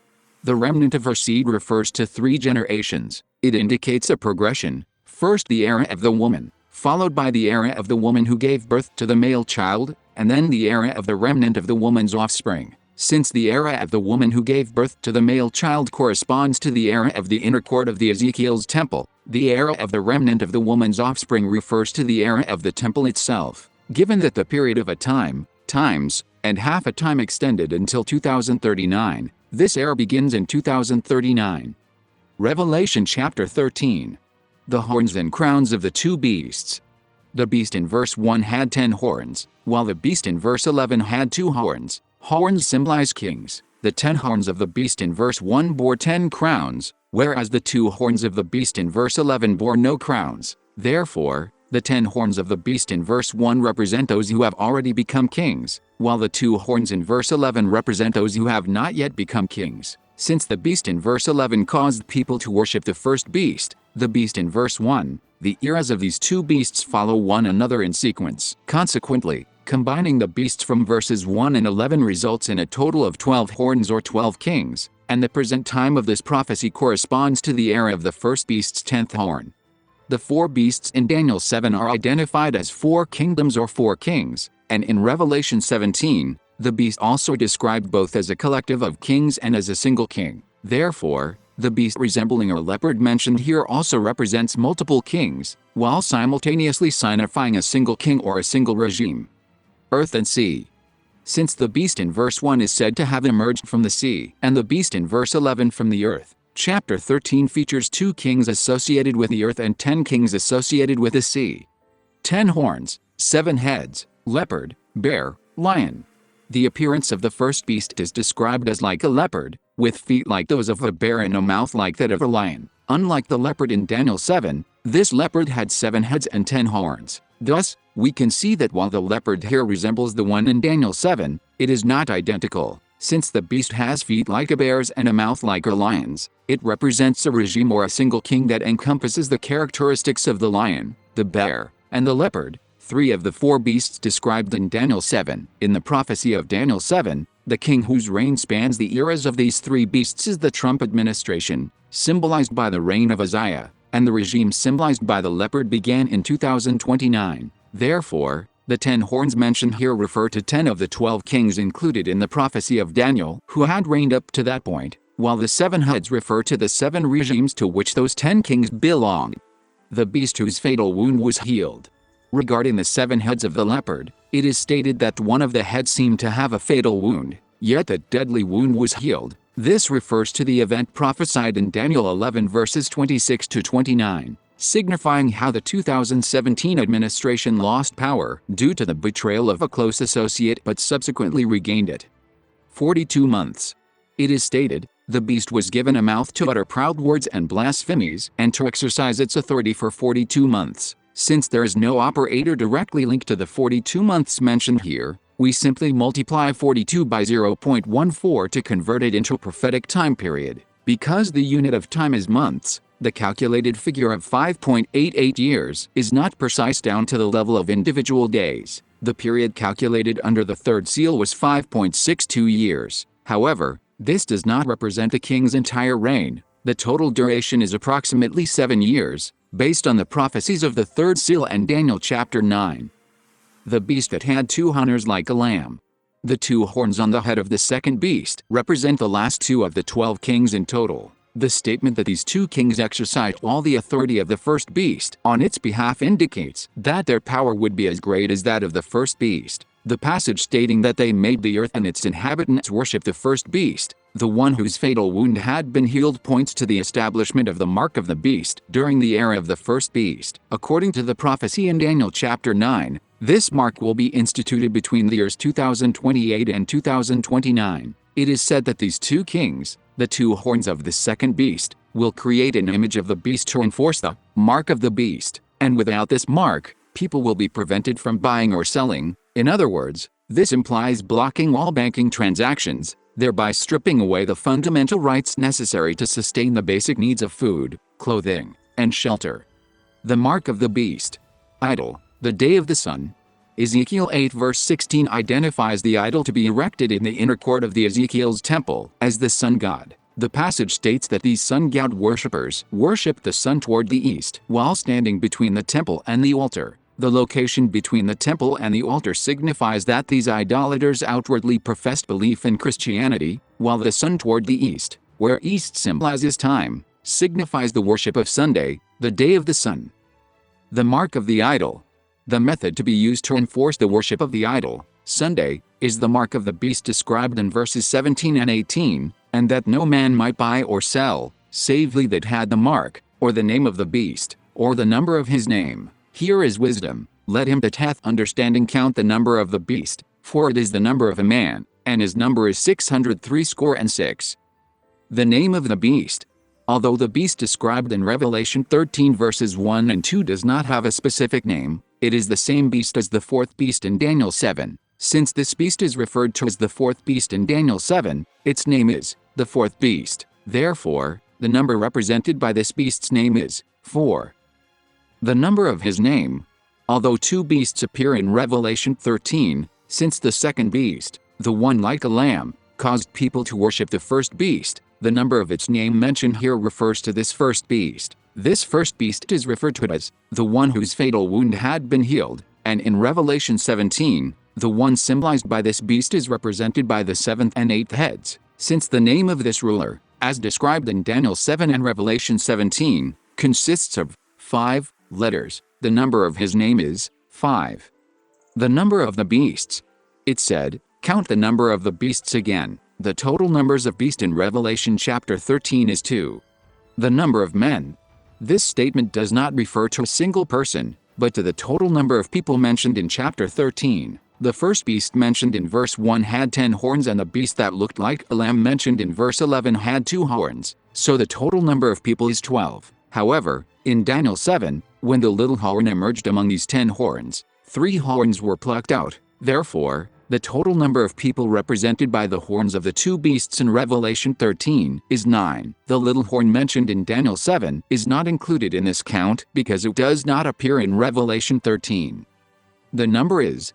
Although the translation, his number, might appear to imply a person's number, the Hebrew text does not contain a word meaning his. It simply says, the number. In other words, it signifies the number referring to the sum of all the numbers mentioned thus far. This follows the same pattern found in Ezra 1 verses 9 to 11, where items were first counted by category, with the total sum stated at the end. The numbers mentioned so far are, the name of the beast, 4, the number of his name, 5, the number of the beast, 2, and the number of a man, 9, their sum is 20. Therefore, the number refers to 20.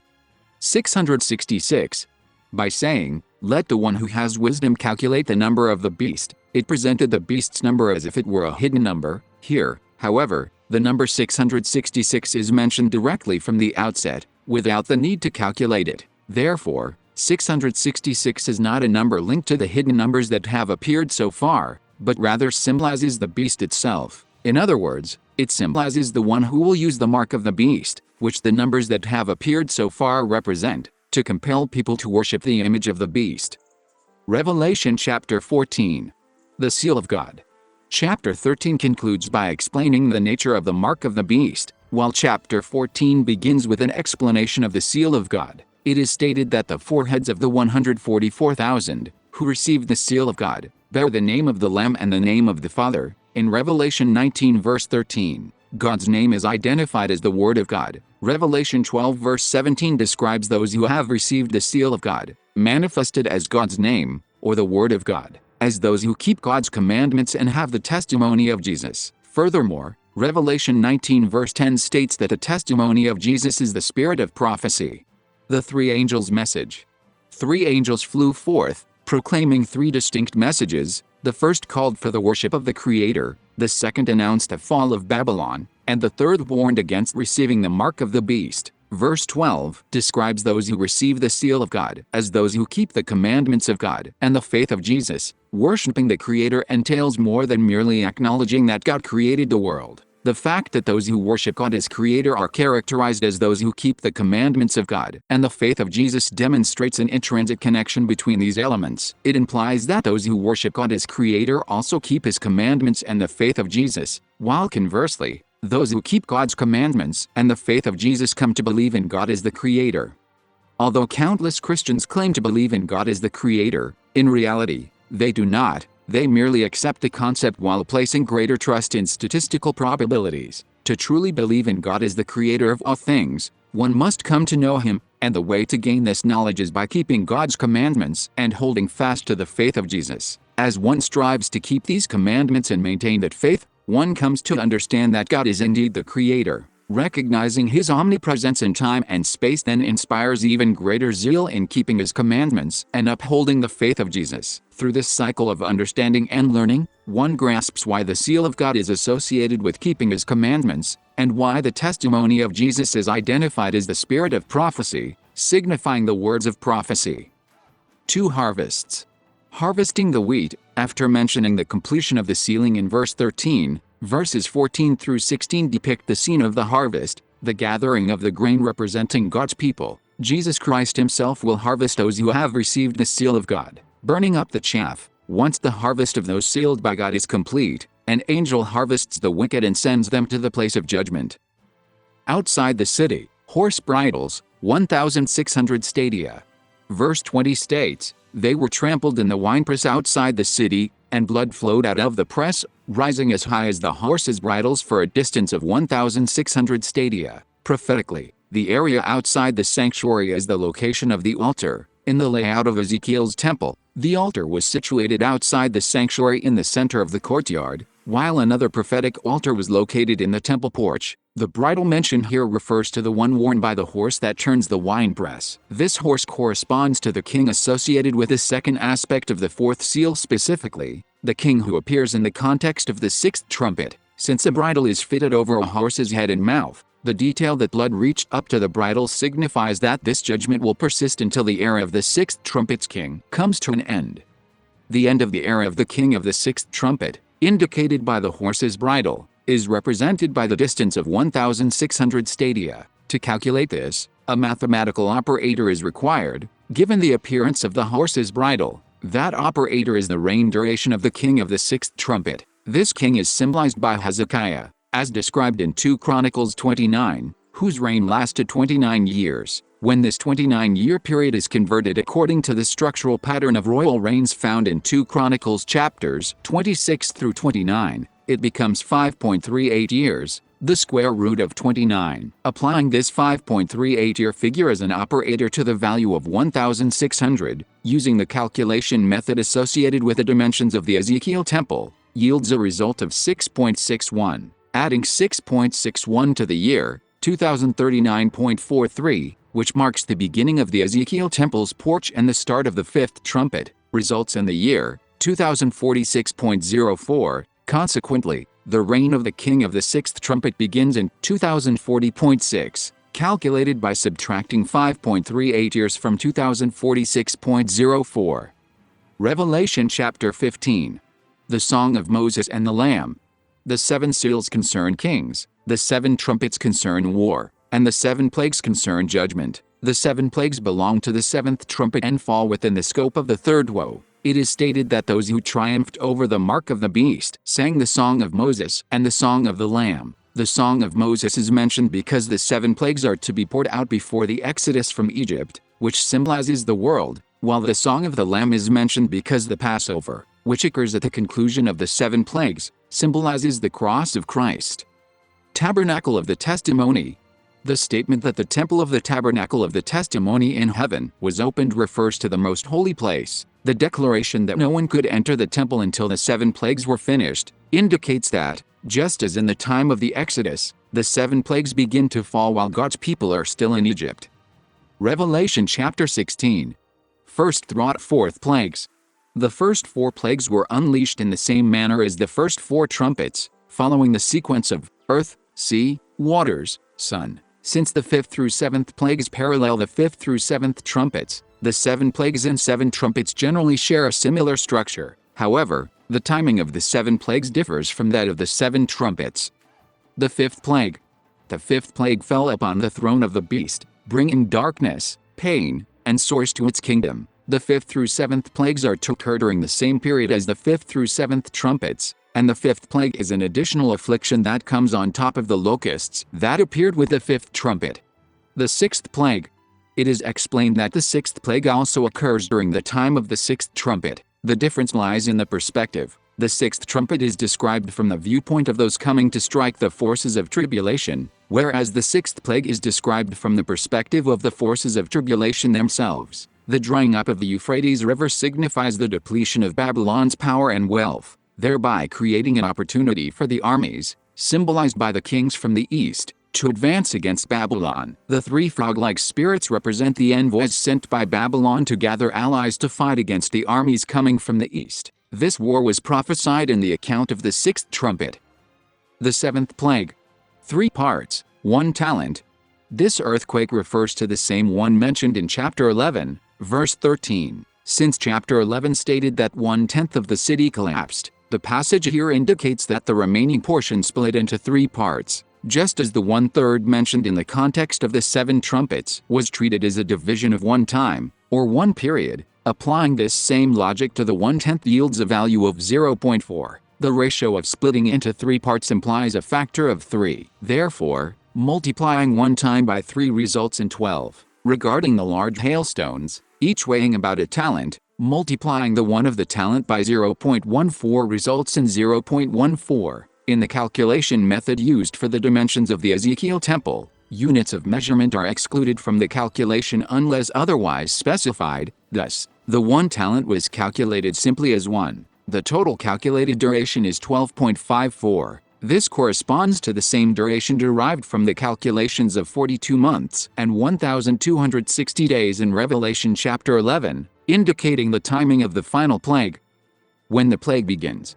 2 clues are provided regarding the timing of the onset of the plagues. The first is that one of the 4 living creatures gave the 7 angels golden bowls filled with wrath, and the second is the appearance of the Song of Moses. Since this period follows the commencement of the tribulation and extends until the year 2042.86, the 4 living creatures mentioned here refer specifically to the 4th living creature. The era of the 4th living creature begins around 2031, coinciding with the opening of the 4th seal. The reference to the Song of Moses directs us to the time of Moses during the Exodus. Exodus 7 verse 7 states that the plagues began when Moses was 80 years old and Aaron was 83. When 2 numbers appear, such as 80, 83, the second number acts as an operator upon the first. Multiplying 83 by 0.14 creates an operator that, when applied to Moses' age of 80, yields 6.8. Adding 6.8 to the year 2025, The starting point of the outer court period results in the year 2031.8. Because the timeline of the fourth living creature and the calculation based on Moses' age both converge on 2031, the year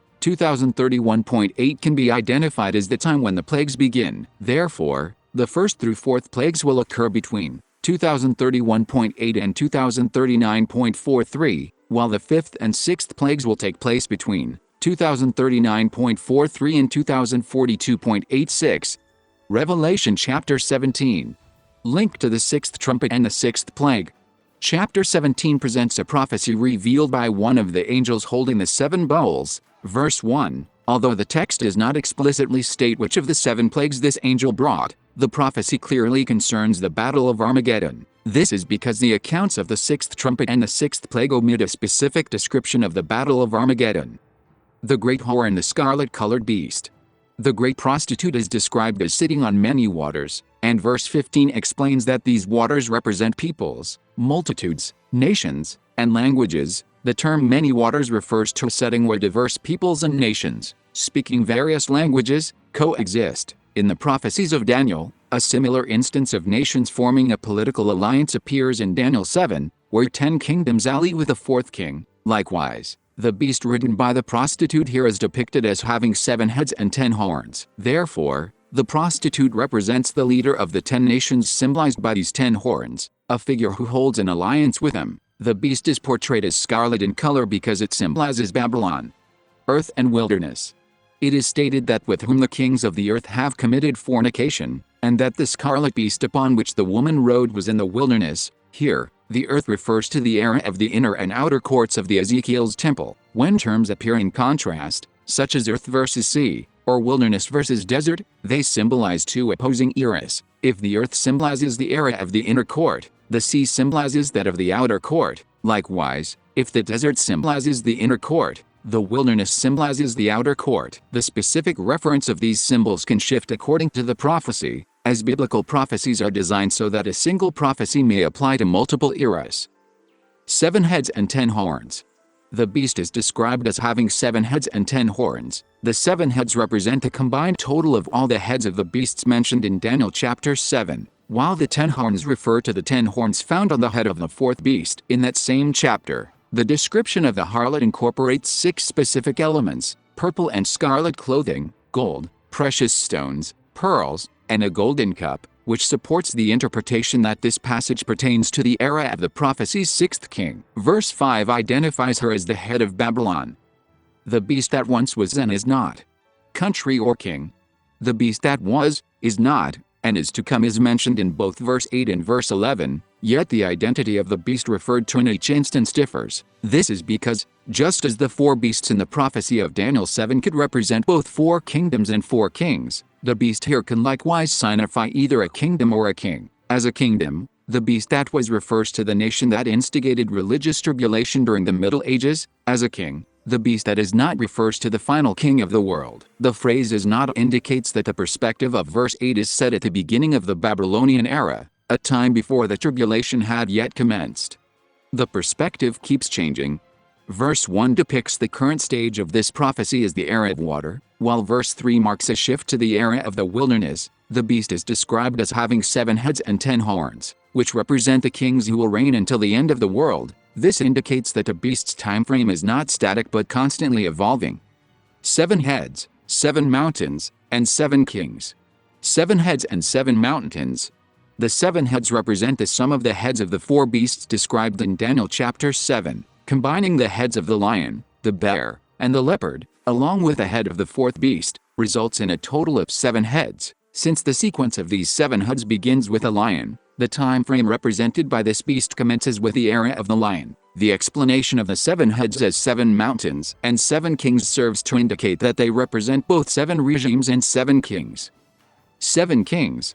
The fact that the explanation identifying them as 7 kings is set apart in verse 10 serves to demonstrate that the 7 representing kings differs from the 7 representing mountains. The statement 5 have fallen indicates that the time frame of the prophecy has shifted to the period following the reigns of those 5 kings. The phrase 1 is signifies that the present moment falls within the reign of the 6th king, while the statement The other has not yet come, implies that this other figure is the seventh king, yet one who is also connected to the sixth.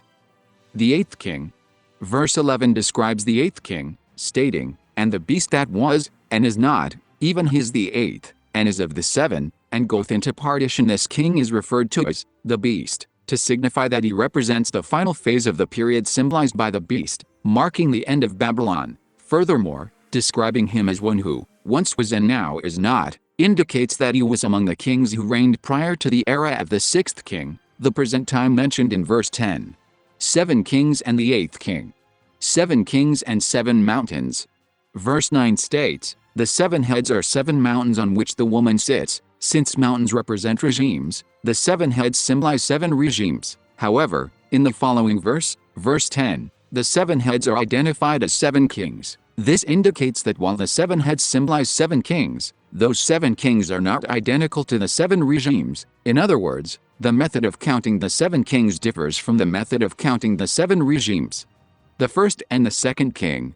Since the number of presidents or vice presidents was applied to the 24 elders in Revelation 4 and the 6 wings of each of the 4 living creatures in Revelation 6, we will apply the same number of presidents or vice presidents here without duplication. Since the time of the 7 kings corresponds to the era of the lion, one of the 4 beasts in Daniel 7, the first of the 7 kings is the 2017 administration. Since the 2017 administration consists of a president and a vice president, these 2 individuals become the first and second kings among the 7.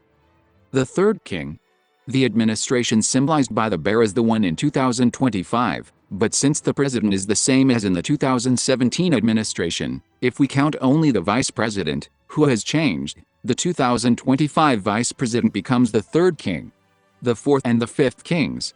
The era symbolized by the leopard begins in 2029, and the leopard had 4 heads and 4 wings. The 4 wings indicate that there are 2 birds, and the birds represent the government. In other words, there are 2 different presidents. The fact that there are 4 heads means you should count both the presidents and vice presidents of these 2 bird-like administrations. The emphasis on counting them specifically is to encourage you to re-examine the terms of the president and vice president in connection with the reigns of the 2 kings derived from the calculation of wheat and barley. In the third seal, the administration beginning in 2029 will be a continuation of the regime, symbolized by the wheat, that started in 2025. Since the president and vice president represented by the first of the leopard's 4 heads are the same individuals who took office in 2025, there is an overlap. Furthermore, because the reign of the king symbolized by the wheat will end before 2032, failing to complete the full 4-year term, the vice president will step in to serve the remainder of the term, leading to the appointment of a new vice president. This vice president becomes the 4th king.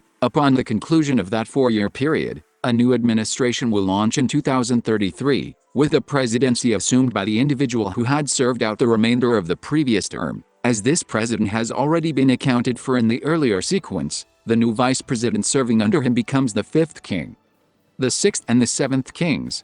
The phrase 5 have fallen signifies that the terms of 5 presidents have already ended, meaning the current era has shifted to that of the 6th president. The 6th president refers to the individual who will assume the presidency in 2037, while the 7th refers to that president's vice president. The statement "the other has not yet come" refers to the vice president of the president, symbolized by the 6th figure. The 8th king. Since the 8th king is described as one who is and is not, and one of the 7, the 8th king is one of the 7 kings mentioned earlier. Although he was mentioned earlier, he is counted as the 8th because he is not included in the number of 7 presidents or vice presidents symbolized by the 7 heads. In other words, the 7 heads refer to the total number of kings belonging to the Babylonian regime, while the 8th is counted as the 8th, despite having existed previously, because he does not belong to that regime. The statement that he goes to destruction indicates that he is the last king of the world. Armageddon. The 8th king and 10 horns. Verse 12 states, "And the 10 horns which thou sawest are 10 kings, which have received no kingdom as yet, but receive power as kings 1 hour with the beast." This beast is the 8th king mentioned in verse 11, as the beast that once was, and now is not. This indicates that the 10 nations, formerly allies of the 6th king, will betray him and form an alliance with the 8th king. The 10 horns have one mind, and shall give their power and strength unto the beast, and the 10 horns which thou sawest upon the beast, these shall hate the whore, and shall make her desolate and naked, and shall eat her flesh, and burn her with fire. This event is the Battle of Armageddon, describing this war by stating, "For God hath put in their hearts to fulfill his will, and to agree, and give their kingdom unto the beast, until the words of God shall be fulfilled," signifies that this is a war of judgment, destined to bring about the total destruction of the forces of tribulation. Verse 14 mentions that they would wage war against the Lamb. The details of this are found in Revelation 19 verses 19 to 21, which states that they will be captured and cast into the lake of fire and sulfur,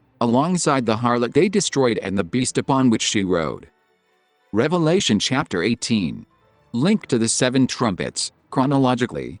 The prophecy of Revelation 18 is linked to the seven trumpets, while in terms of content, it follows chapter 14. Chapter 14 calls for the worship of the Creator and warns against receiving the mark of the beast, since Babylon is destined to fall, urging instead the observance of God's commandments and faith in Jesus, which serve as the mark of God's people. It also describes the judgment that will occur after the sealing is complete and the period of grace has ended. Continuing from chapter 14, chapter 18 warns that judgment upon Babylon is imminent and commands people to come out of Babylon. The warning in chapter 18 is a call to physically leave the region of Babylon and move to a safer place of refuge. A day, an hour. Regarding the timing of the judgment, verse 8 states that the judgment will arrive in a day, while verses 10, 17, and 19 declare that Babylon will fall in 1 hour. The terms, 1 day, and 1 hour, used here serve to indicate when the disaster will strike, just as the structure of the 7 lampstands was utilized to calculate the 5-month, associated with the 5th trumpet, and the 24 elders in Revelation chapter 4 symbolized 24 presidents or vice presidents. The 1 day and 1 hour can also be calculated by applying the prophetic structures found elsewhere in the book of Revelation. A day. If we consider a day to be 24 hours, 1 day symbolizes the last administration among the presidents and vice presidents represented by the 24 elders. Since biblical prophecy sometimes interprets 1 day as daytime, if we consider 1 day to be 12 hours, it represents the last of the 12 presidents. Therefore, the king symbolized by 1 day is the king symbolized by Hezekiah. An hour. 1 hour consists of 60 minutes and is divided into 6 equal parts. This structure is analogous to how 6 of the 7 lampstands are all connected to the central stem, which is the 7th lampstand. Therefore, 1 hour symbolizes 6 regimes. These 6 refer to the 6 heads or regimes belonging to the period of the 7 seals, and they also refer to the 6 knop and flowers found in pairs on each of the 7 lampstands. Therefore, just as 1 day symbolizes a king, 1 hour also symbolizes the era of the king represented by Hezekiah. Year calculation. To indicate the end of this period more precisely, Revelation 18 provides further clues. In verse 8, it mentions 1 day alongside 3 things: death, mourning, and famine. This suggests that 1 day can be interpreted as 3. 1 hour is mentioned a total of 3 times. The first instance appears in verse 10, followed by verses 12 and 13, which list the 29 types of goods traded by Babylon. Then, after mentioning 1 hour, again in verse 17, it lists 4 occupational groups: captains, passengers, sailors, and those who work on the sea. Verse 19 mentions 1 hour, again, and verse 20 follows by listing 4 categories: heaven, the saints, the apostles, and the prophets. Therefore, the total number of items included in 1 hour is 43. Verses 21 through 24 are divided into what is heard and what is seen. What is heard includes the harp, the lyre, the flute, trumpets, and the sound of a millstone, the voices of the bridegroom and the bride, a total of 6 items. The category of things seen or unseen includes craftsmen, lambs, prophets, and the blood of the saints, a total of 4 items.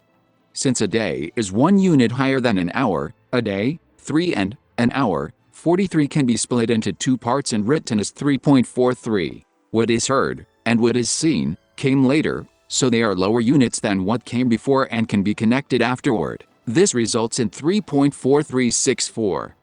If you add 3.4364 to 2039.43, the year when the temple portico begins in the Ezekiel's temple, the result is 2042.8664. This corresponds to the year when the 6th trumpet ends.